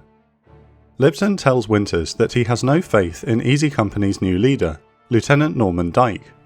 Dyke will be leading Easy in a major attack on the village of Fuhrer in the morning, but Lipton warns Winters that he is not up to the task, telling him that Lieutenant Dyke is going to get a lot of E Company men killed. Winters listens intently, but keeps his own counsel and orders Lipton back to his platoon. He decides to personally monitor the following morning's attack. Easy Company is taking part in the larger Allied counterattack against the German forces after their failed offensive over the last month. For the past 2 weeks, combined British and American forces have been slowly pushing the enemy back to the German border, flattening the Bulge, which gave the battle its name. Although the Allies are making progress towards the Rhine, the rough terrain and dug-in German resistance turns the counterattack into a slog. Easy Company is one of the many companies tasked with clearing out the area around the town of Bastogne. Their first objective is the village of Fuhrer, which straddles the road leading to the northeast. Months of constant combat have taken a toll on the 101st Airborne Division, and some veterans have reached their breaking point. The men of Easy Company had expected to be pulled off the line after their ordeal in the siege of Bastogne, only to be ordered to go on the attack. The company is down to less than 50% strength, with many of its fallen replaced with untested men. Now that Captain Winters leads 2nd Battalion, command of Easy Company falls to Lieutenant Dyke. Dyke is a qualified soldier who has already won 2 Bronze Stars and a Purple Heart, but fails to impress his new men with his timid nature. Nonetheless, he will lead Easy in the attack on Fuhrer from the nearest tree line across 200 metres of open ground. Defending the village is a company of Panzer Grenadiers supported by 3 Tiger tanks and 88mm flak guns. Dyke will advance with 1st Sergeant Carwood Lipton's 2nd Platoon up the centre. with Lieutenant Jack Foley's 1st and Lieutenant Ed Shame's 3rd platoon advancing up the left and right flanks respectively. At 8:30 am on the morning of the 13th of January, Lieutenant Shames leads 3rd platoon in a diversionary attack on Fuhrer in order to draw German fire away from the main attack route. At 9 am, the main attack begins. Easy Company advances out of the woods in a line abreast with light machine guns providing covering fire. Winters watches the paratroopers come under sniper fire as they struggle through ankle-deep snow toward Fuhrer.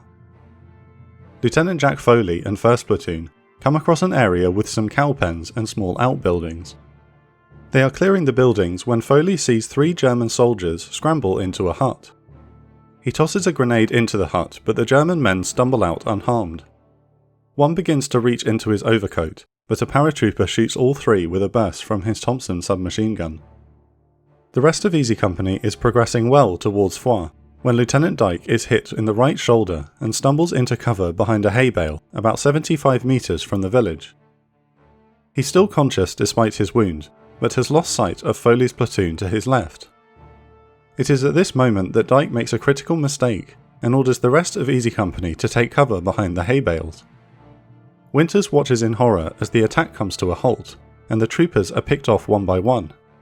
He tries to raise Dyke on the radio, to no avail.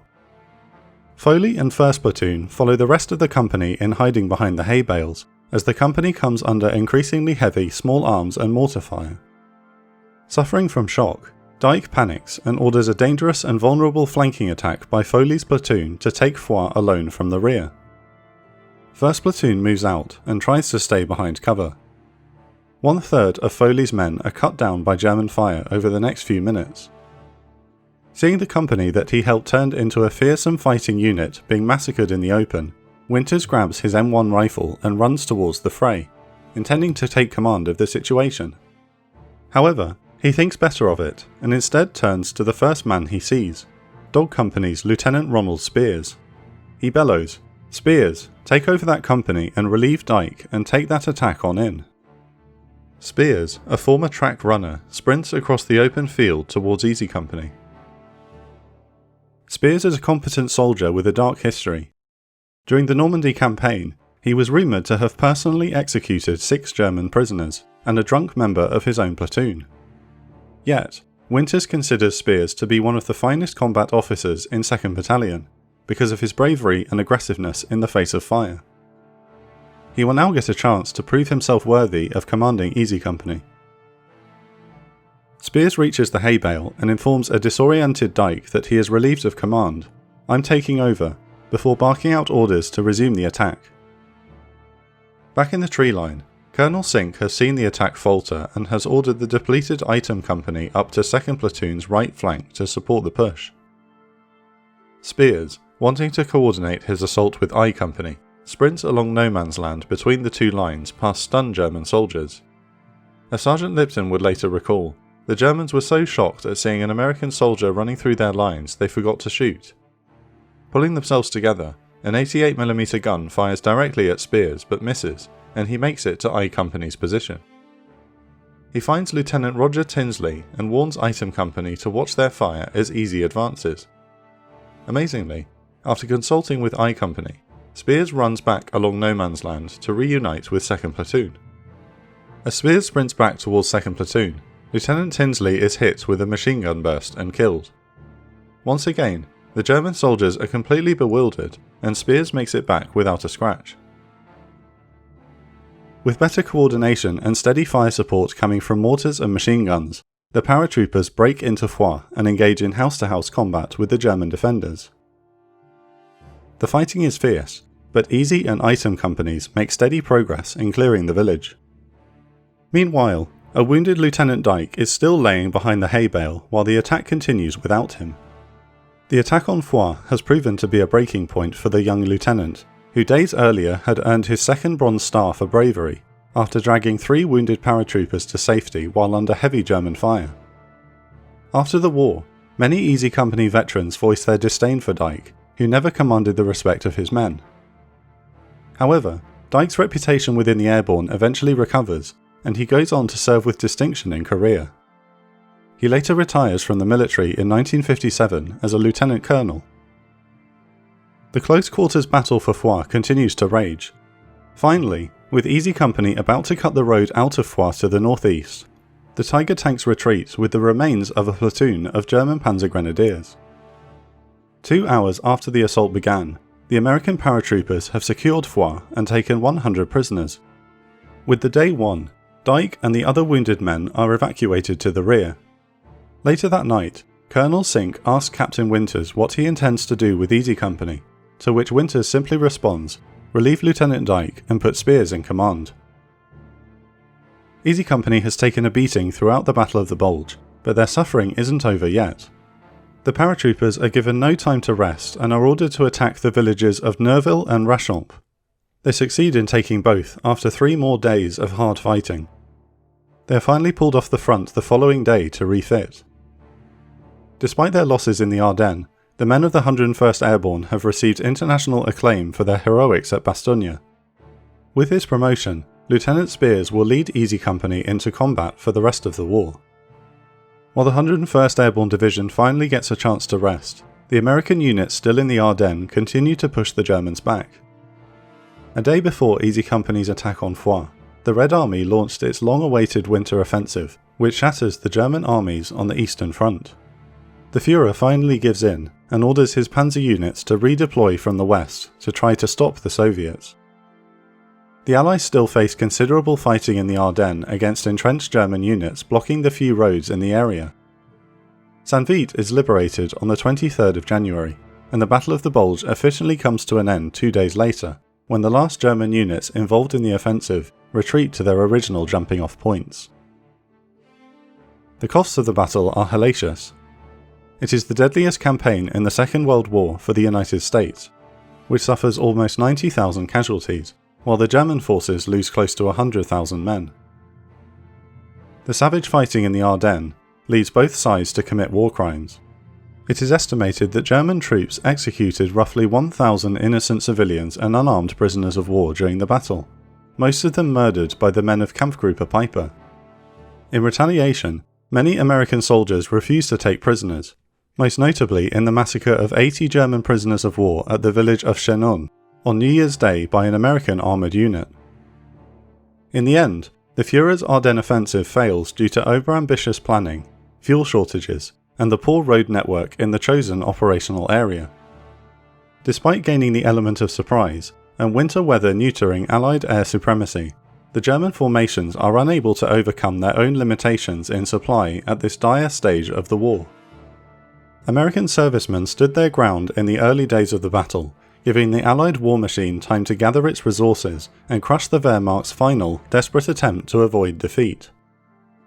In an address to the House of Commons, Winston Churchill calls the Battle of the Bulge undoubtedly the greatest American battle of the war, and will, I believe, be regarded as an ever-famous American victory. The destruction of Nazi Germany and the end of the Second World War in Europe is near.